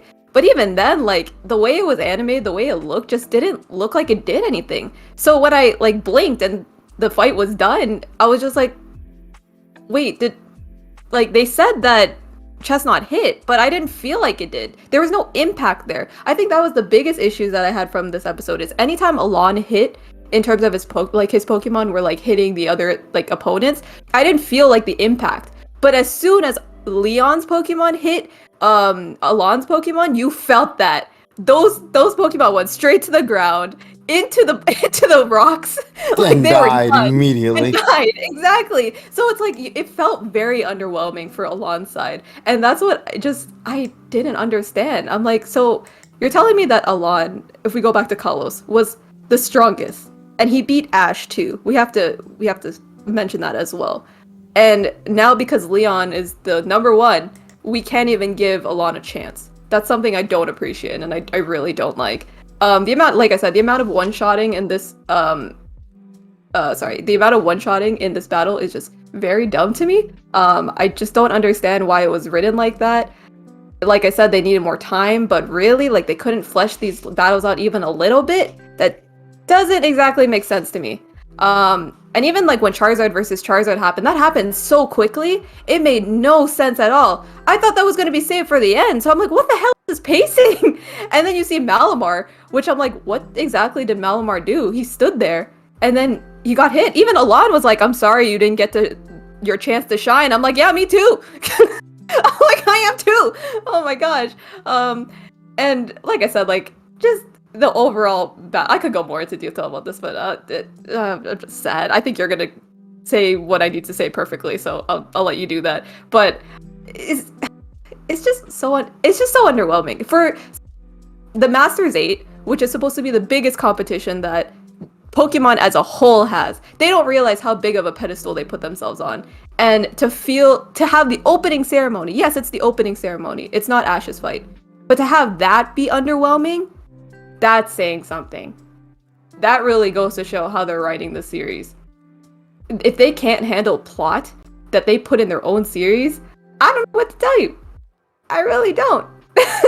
I don't. And even the interactions too with, I know I'm all over the place, but even the interactions too with Ash and the other competitors for the Masters 8, I thought that could have been handled a lot better. Like I said, like that could have been a whole other separate episode, but not even that. Just putting Ash in the, like, that room where all of them are, instead of putting him in the stands would go. I thought that would have been a better way to handle it if they didn't want to do 2 episodes. But just to wrap up real quick, but it just feels like a Leon show. That's what it does. It feels like all these other competitors are nothing compared to Leon, and they stand no chance. And to show that Leon is the strongest, all of these other strong competitors have to go down so fast just to prove that point. 100% agree. And let's begin with that on my side. First off, Emmy, thank you so much for sharing your input on that. So, yes, my biggest criticism with it, and was also my praise as well, was, as I mentioned, Leon is a strong fighter. That was the whole premise behind what we saw in this episode. So from Leon's perspective, him being as powerful as he was to push the narrative forward, that makes a lot of sense. I will not judge poorly on that one because that has been his character. He's written that way. What I will criticize, though, and once again, to reiterate, I'm pretty confident 100% of people pretty much came to the conclusion Alon was going to lose this fight. Nobody saw this man winning. So this was something I talked about in last week's discussion, and I wish to go a little further with it with this one. In last week's thing that we talked about, one of the moments I talked about was there is no shock value in these fights. There's no surprise. Everything that could have been a surprise in this series has been completely removed because of the fact of the narrative written to where we're going to find ourselves at the finals. We already see this happening from a mile away. Ash and Leon are going to meet at the end. So we know that these two characters are going to beat everybody that's in their path to get to that point. Especially when you look at the bracket, they are at the far left and at the far right. So therefore, these two characters are going to meet. So what do you do to fix that? Well, how can you accommodate that situation? And that's by basically doing the simple. If we already know the result of how things are going to be done, you make sure that you at least give them the respect that these characters rightfully deserve by treating them accordingly, and also still having them lose, but lose with honor. Have them lose to make the road to get there entertaining, Joker. 100% agree on that. You make everything building up to those moments entertaining. Let us see the fights. Let us see the action. Let us see why these characters are in the Masters 8. There's a reason why these characters got so far up this ranking. This isn't the hyper class or the super. No, this is the 8 characters that define the strongest in the Pokemon world. Not in a region. No, the entire world. That's why we have 7 champions up on the field. That's why we have a veteran like Alon here in the field amongst all these other champions as well. There's a reasoning behind that. So the most important thing that you can do on a story when it comes to the to the narrative behind the series, especially since we now know how things are going to be structured, just make everything fun. Just go balls to the wall. Give us an entertaining fight, but also don't disrespect the characters that you are using as pretty much the ones that are going to be defeated in the finales here. Because for Leon, fans of Leon, you guys will love this character. Well, I hope. I don't know. Maybe people do, people don't, but I don't know. Like for Leon's character, they did a wonderful job. But with Alon's character though, when you are attached to a character that has existed for years now, has created such groundbreaking moments in the history of the anime series. Reminder that this was one of the only characters to exist to get 4 own separate acts for himself. Something that many other characters have never had the opportunity to get in one series. 4 stories back to back in X and Y, the Mega Evolution specials. And we loved it because they made sure to pay respect to that character at the time to establish what his role was going to be in the series. And you want to carry that over into JN because, he's a well-defined character. You want to see him get his rightful respects and everything. So to see the way this episode was structured with the fight, from Alon's point of view as a fan, it was absolutely heartbreaking. Because that was not Alon. That wasn't his character at all. That wasn't the Alon that I saw that went toe-to-toe with Ash in the Kalos League finals. Because I'll tell you right now, after watching that Charizard go down so easily like that, it made the loss that Ash had in that league that much more disrespectful as well. Because you're tarnishing a Pokemon who has done so much in this series. Once again, that Mega Charizard X went through hell, bro. Fighting against legendaries, going through a 10 battle brawl with other Mega Evolutions, and succeeding in it back to back to back like that. And then you even witnessing its growth go even further beyond in X, Y, and Z, seeing more of the battles in hand and watching them unfold throughout the narrative of X, Y, and Z with Lysander's story and Team Flare. And that's the reason why we were excited for his inclusion. There's a reasoning why people were so excited for Alon to come back. It's because of the impact that he had left in the series prior to JN. So when people saw that he was coming back, people were excited because of the potential that he could deliver in a fight against some of the strongest trainers in the world. So to find out that his first opponent was going to be Alon, a lot of us were heavily disappointed by this. Only because of the fact that it not only gave fans an opportunity to witness a potential rematch between these two characters, Satoshi and Alon, but also because of the fact that he's going to be knocked out in the first goddamn round of the Masters 8.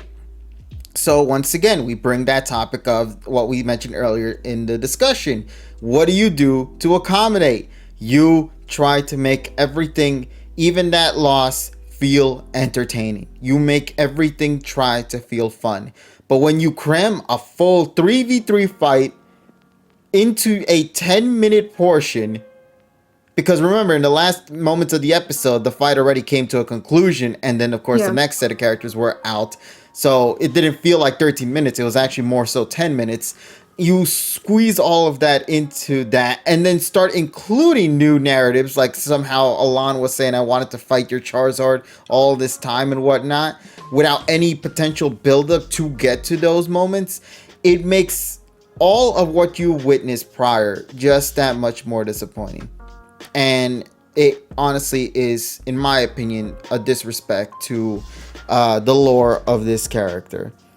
And as you can already tell by some people's opinions on the battle, it left such a negative taste in people's mouths that now has caused folks to feel uncertain for how the rest of the characters could potentially be, I guess, handled in this PWC. You know, I can tell you right now, if Iris was in this, if Iris versus Cynthia was this, it would be absolutely disrespectful right there. Well, any of them in general. But if Iris was to have like only a 13-minute battle, nah, man, that wouldn't be right at all. We're excited because we want to see these matches go wild. We want to see these matches go. These are the last battles of the series, ladies and gentlemen, of the 2019 series. This isn't like halfway in the series, like in the Don George tournament or in like just a random gym battle. No, this is the final battles. These are the biggest battles that this series is going to undertake in this season of JN. And when your first fight is literally so disappointing that you have somehow made everybody now concerned for the future of this tournament, what the hell are we going to expect? And should we even be excited at this point? Because I don't even know what more to say to that. It's just honestly horrific that they thought a 3v3, which by the way, we've had 3v3 in the Hyper class. We've had 2v2s and 1v1s in the Super and in the normal class. You would think that the reasoning behind why we only saw 3v3s, I remember people were bringing this discussion up, that back then, oh, the reasoning why we're only seeing 3v3s or maybe double battles prior to the Masters 8 is because they're going to save the big 6v6 battles for the Masters 8. Because why would you waste an opportunity to have all these veterans come back and you don't even get to witness their entire team that helped push them to get to the Masters 8? That's my biggest criticism. These characters have been established. You've seen their Pokemon. You've seen their journeys. For audiences who've seen Alon's character, you see he has 6 Mons on hand already in X, Y, and Z. So people were expecting to see some of them come back, or rather mix things up a little bit like what we saw in this battle at hand. The only unfortunate issue with that is that you don't get to see his whole team. You only get to see 2 other Mons and his ace. And that's really it. And it's just disappointing on that aspect alone, because this is probably going to be the last time we will see these characters come back. And I'm so mad that if this is Alon and Marin's last time in this series, if this episode is to be their last big moment of like their battles and everything, I'm sorry, but that's just sad, honestly. I'm sad that Marin's final shot, like Emmy mentioned before about the cameo showing Marin come back, but I want you to realize that her final moment in this season, if this is to be her final moment, is literally her crying in tears about Alon losing. And Sycamore not even saying a single thing, but just patting Marin in the back. You know, It's and sad. that was it. If that's her last big moment in this series, that's heartbreaking, bro. Yeah.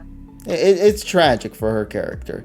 Because once again, what did they do in X, Y, and Z? They left them in a positive note, leaving a positive impact in the overall narrative of what Kalos had done, and having them go on an adventure together as a duo. Marin and Alon went to go to a cave to discover some things together, and that was the last big moment.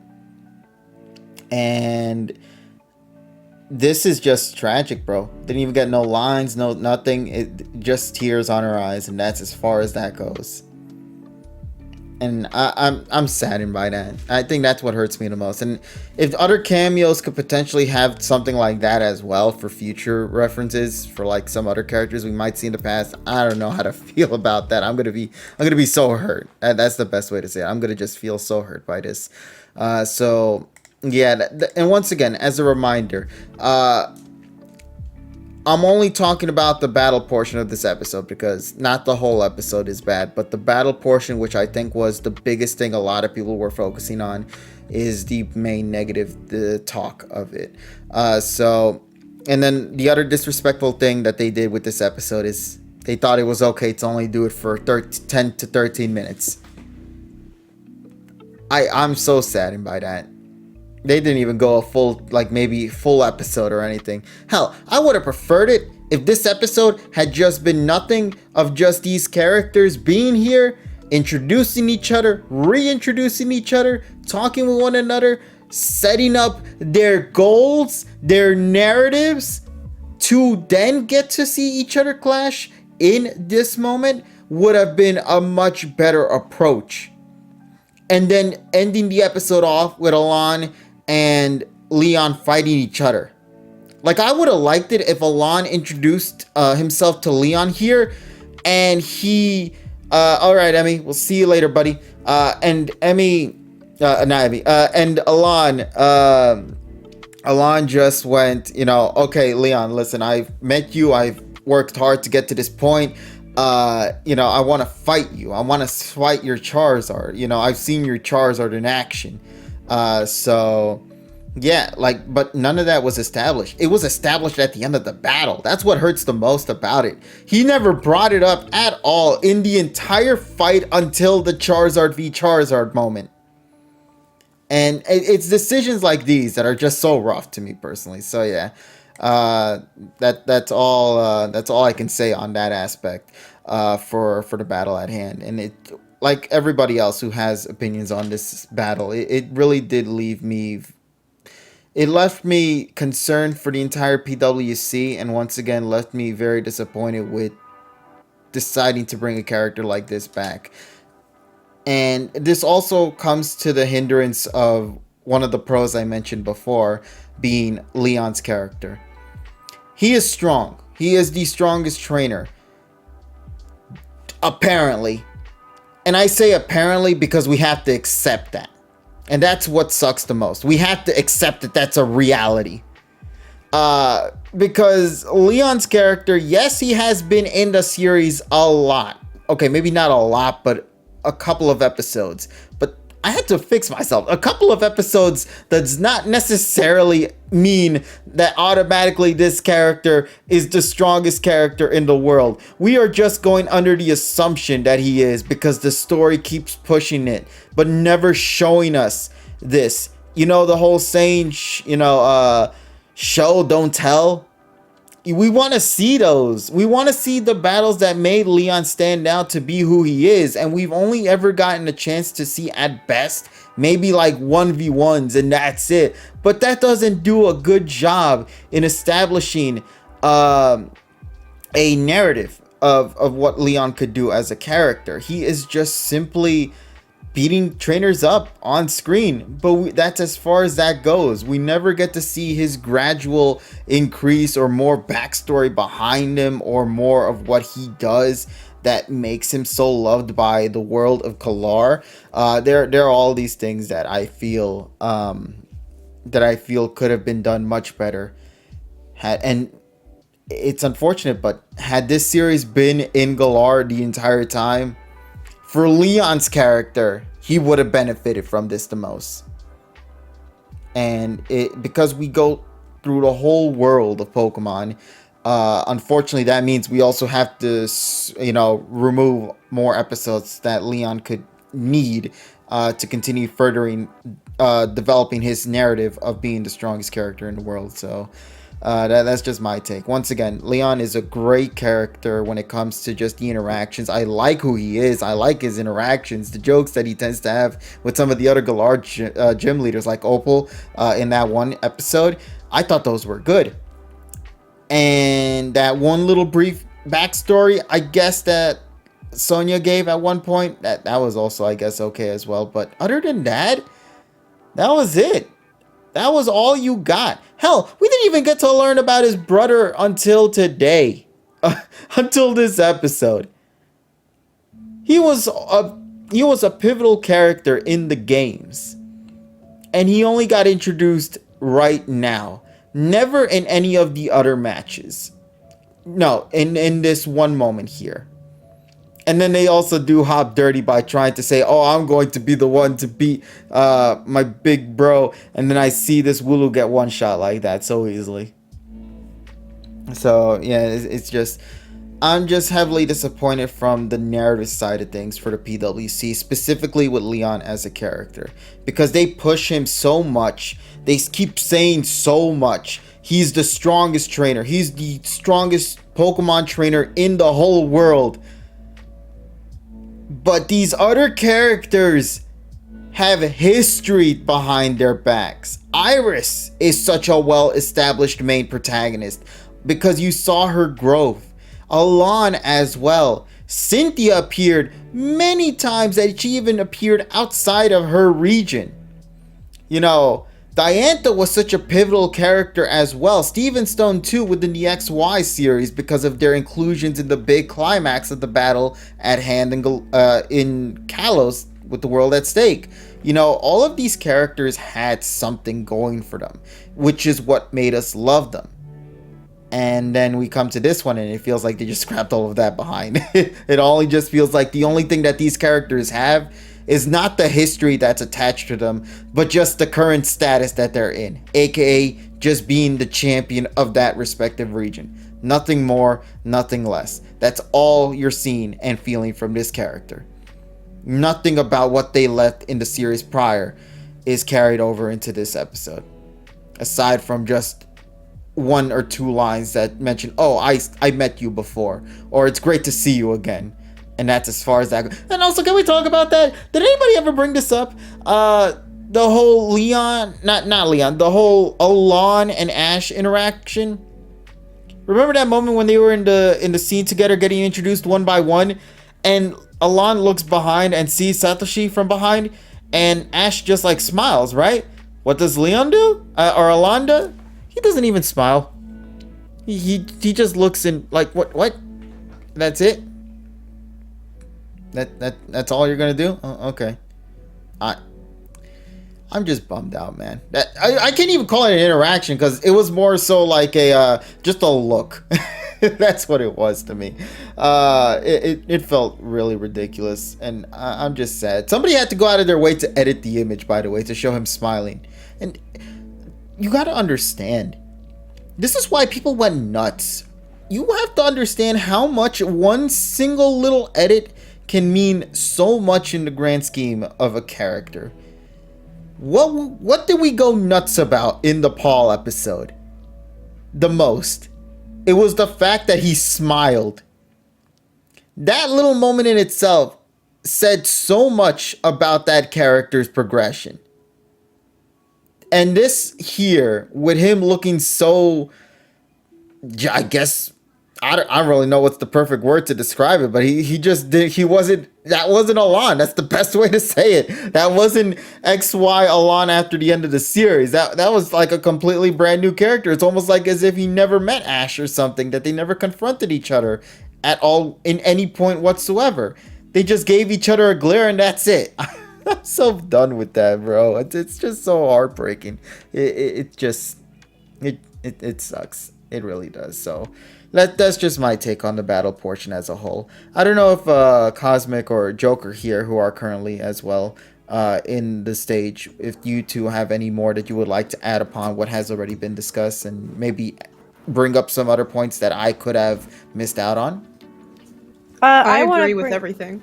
I would bring up one point, not on Ash and Alon, but I thought what my favorite part of when they like had those little interactions with each other on the stage was Iris and Cynthia's, where Cynthia tells Iris, "Go easy on me." Like, is that why she's so good? She just bats her eyelashes and everyone just goes easy on her? Because if so, what a queen. I love that for her. No, that is great. Like, Iris was the MVP of this episode. Let's be clear on that. Oh, for sure. And she will be probably going forward until her battle. Yeah. She really was selling this whole thing because she was doing what I think many fans were hoping Ash would do. Interacting, being lively, being energetic. You know, like, once again, two different ideals clashing with each other right now. What was, you know, we were talking about with the interaction, quote unquote interaction between Ash and Alon, how they just looked at each other and Alon didn't even smile back or anything. He just simply left like a whatever and just continued just looking back at the crowd. But with Iris, what does she do? She was bouncing up in joy, getting all happy and ecstatic, and then looked back at Ash being happy with her. And like what? Like that right there. That was so good. She's just happy to be there, and I love it. She's happy to be there, and also she's happy because she fully committed to her promise, bro. That's the thing. She promised Ash that they will meet again in the PWC at some point. And it's so great that that actually went through. And that's what made that scene much more impactful, is because there was a build-up to that. And that's why she has gotten the hearts of many fans out there. It's because she actually did the thing that I think almost everybody wasn't believing would become a reality. And that was her actually coming out on top and being in the Masters 8. So, yeah, props to Iris. She was the queen of this episode. 100%. But Cosmic, you had anything else you want to say?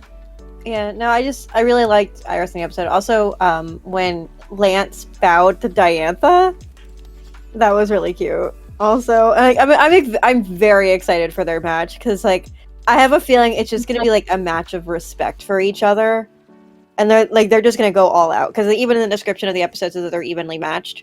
So I am excited to see that, and like I think like just by him bowing to her, and like she's beneath him in the ranking, so to me that really shows some character for Lance. And I mean, Diantha's Diantha. Like she's just kind of there, but she's a diva. she's Diantha. Yeah, exactly. You know? She had to be there because she's a champion, but like she didn't have to be there. Nah, but like I do like the Lance portions too. Like I never saw him ever do that whole dragon stance that he did. Right? I love the little arms. He went out of his way to reach out to do that, to make it look like he's doing roar or something like a dragon would. Like a little velociraptor. It's so good. It really is. But like, see, that's what I'm saying. We appreciate these moments because they flesh out a character's just vision, the way they're written to make them look and stand out and make them be wonderful to admire. There's a reason why people are fans of these characters, and it isn't because of how they're looking or what they, what Pokemon they have. No, it's the story that they brought to the table that made us love these characters so much. And that's why when we see Lance making the stance like that, or Iris going all gaga and getting and asking for like a selfie with Cynthia and Diantha, or Iris and Ash running together to the hall through the hall to get to the main event, like shit like that is wonderful. And I wish we just saw more of it. I'd rather that whole episode just been nothing but it, you know. But alas, here we are. So let me see what else is there to say. Joker, you said you had nothing else you want to add, or maybe you did. I agree with everything you say. The thing that like about the Masters 8 that I'm just worried for is Iris versus Cynthia. That's it. Yeah. Because I just know Haxorus is gonna get one-shotted after the battle we just saw, so I'm like, wow. Faith, it might be okay. He might win. I have my. I don't have any hopes. Never mind. I was gonna say I have my hopes In high. every bracket, there is always an underdog who wins something, and I feel like it could be Iris. I mean, we know like Ash is technically like the underdog of this entire bracket, but I mean he's gonna make it to the top. So like, how much of an underdog is he gonna be? So like, they have to make another one of them the underdog, and Iris makes the most sense. So come on, she's a protagonist, you know. That's the thing. Yeah. If she beats Cynthia, I'll be surprised. That will be the biggest talk about. Like, even after the PWC comes to a conclusion and everybody says, "Oh my God, Ash won," nobody's gonna talk about that Ash moment. They're gonna talk about that Iris battle victory more than anything else, because everybody had everybody wants to believe she'll win, but everybody feels that she's going to lose. You know, because of the way the story's written. So if they really do a complete 180 and say, okay, we're gonna make her win the battle, I think that will be the big moment of this entire saga of the PWC. But like I said, that's just my take on it. Yeah, I'm just worried for that battle. When that episode comes, expect a good review from me. But that's all I have to say. I'm so excited for that episode. I think they've already done enough damage to Japan. I want her to pull a Volo where like she takes out like a Giratina, like, surprise guys. Look what I got. Cry. You're all screwed now. Oh my God. Oh man, you know, that's another thing that also hurts too, because these characters are coming back, but those themes that are attached to those characters are nowhere gonna be in this entire thing. You're not gonna hear Cynthia's theme at all in this series. You're not gonna hear Iris's theme from the games or any of the other characters because of, you know, the whole music stuff and whatnot. But damn, it just kind of feels unfortunate with that. But yeah, nothing else I can add to that. It's just disappointing. So fingers crossed, everybody, that it'll deliver. Wait, what did Japan think of the episode? They were not liking it either. Apparently, from some of the people that I talked here, and even Tyrone was the one that also brought it up too, just to hear from the perspectives of those outside of, or no, those in Japan. People were saying, how do people feel about the battle between Alon versus Dande? And 56% were unscrupulous and 22% were somewhat dissatisfied. So yeah, the people weren't happy at all whatsoever. So let's just be real with that. And once again, it's just a thing we're gonna have to wait and find out to see how things will shape up throughout the rest of the PWC as we move forward in the next 2 to 3 weeks when we finally get the next episode. Also, thank you so much to Crispy for the tier 1 sub. Much appreciated, buddy. KG, you wanted to know how people voted? About over 7,000, which is nuts.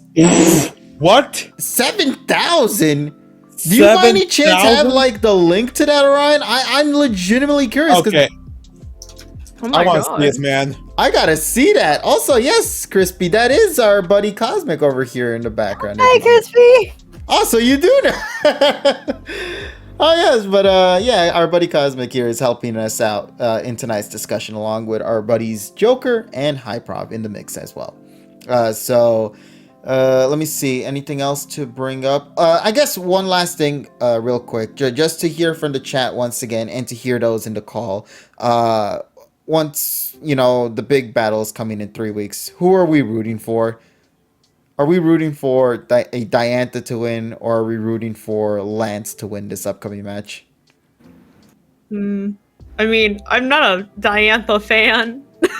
I just don't think she really has personality. But I just feel like she's gonna win anyways. Type advantage, I guess. Yeah, type advantage. Yeah, I would be surprised if Lance wins, given the disadvantage that he finds himself in. So, Yeah. so they both suck, so I don't care. See, that's the thing, though. That, like, technically you could consider those two the underdogs, because nobody cares about those two, unfortunately, out of the entire cast of characters we got here. They're loved, sure, but, like, compared to all the other ones that we're seeing here, they are probably at the bottom tier. So... I don't know. I want Diantha to win, mostly because I just give it to the XY fans. Like, just no, just keep cucking them every single minute. Yeah, you ruined them in the Clement and Bonnie episode, apparently, or the Serena episode. I think was probably their only saving grace. And even then, that wasn't even like the thing everybody was hoping to see, because y'all got just at best a minute out of it. Okay, here we go. Here's the link. Okay, so let me take a read at this.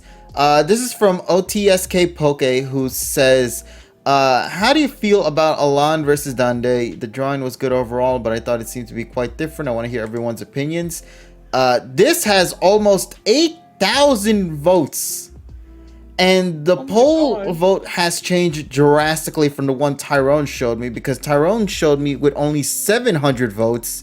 And this one is times 10 of that, leading to 68.4% voting very negatively on this, 18% voting somewhat disappointed, 7% voting somewhat satisfied, and 5% voting satisfied.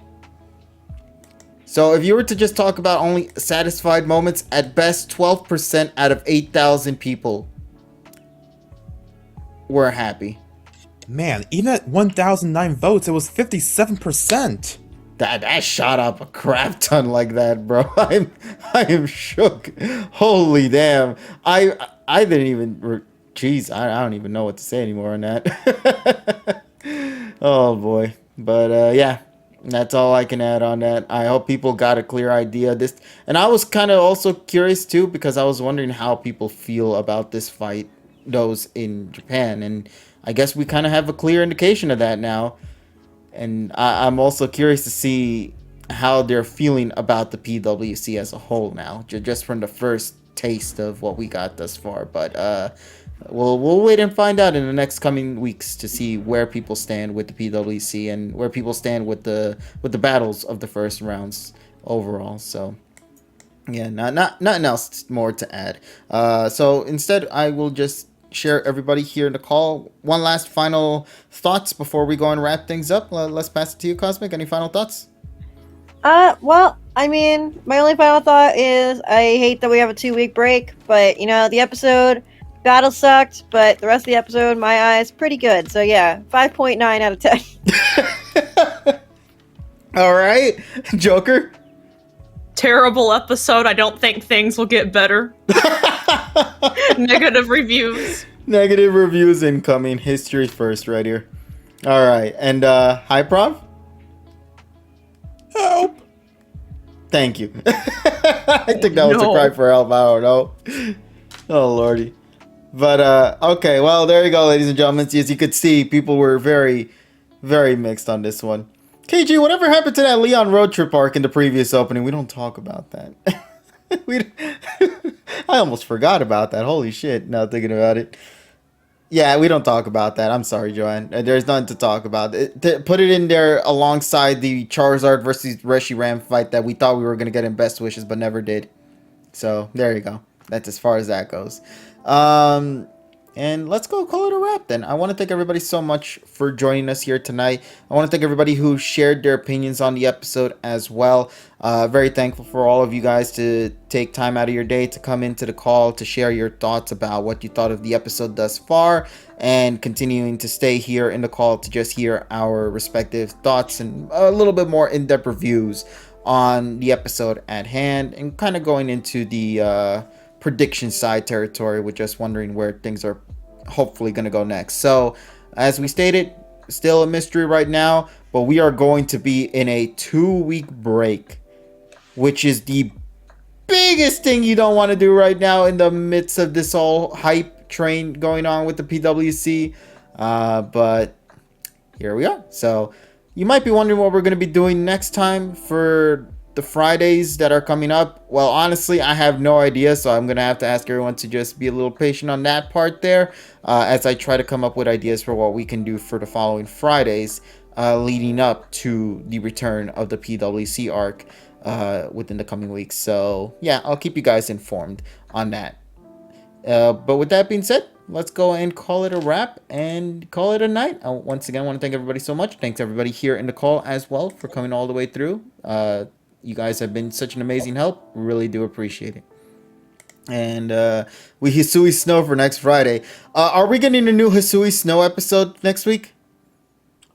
I think we are. Because I have not watched the other episode, by the way.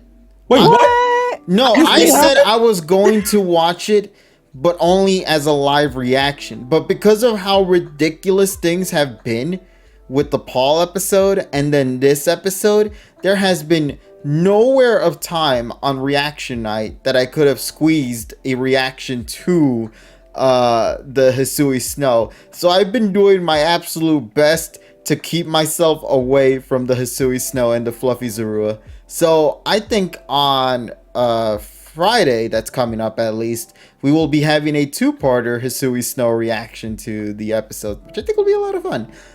So there's that. But yeah, that's all I can think of for now. I'll talk with the community, see what they have to say, and maybe they have different opinions and different things they would like to see that maybe would be fun to do for a reaction night. But until then, though, we are going to call it a wrap here. So thanks again, everybody in the call, for your help. You guys have been incredible. And thank you to our buddy Emmy, who had to leave a little earlier as well, for assisting too.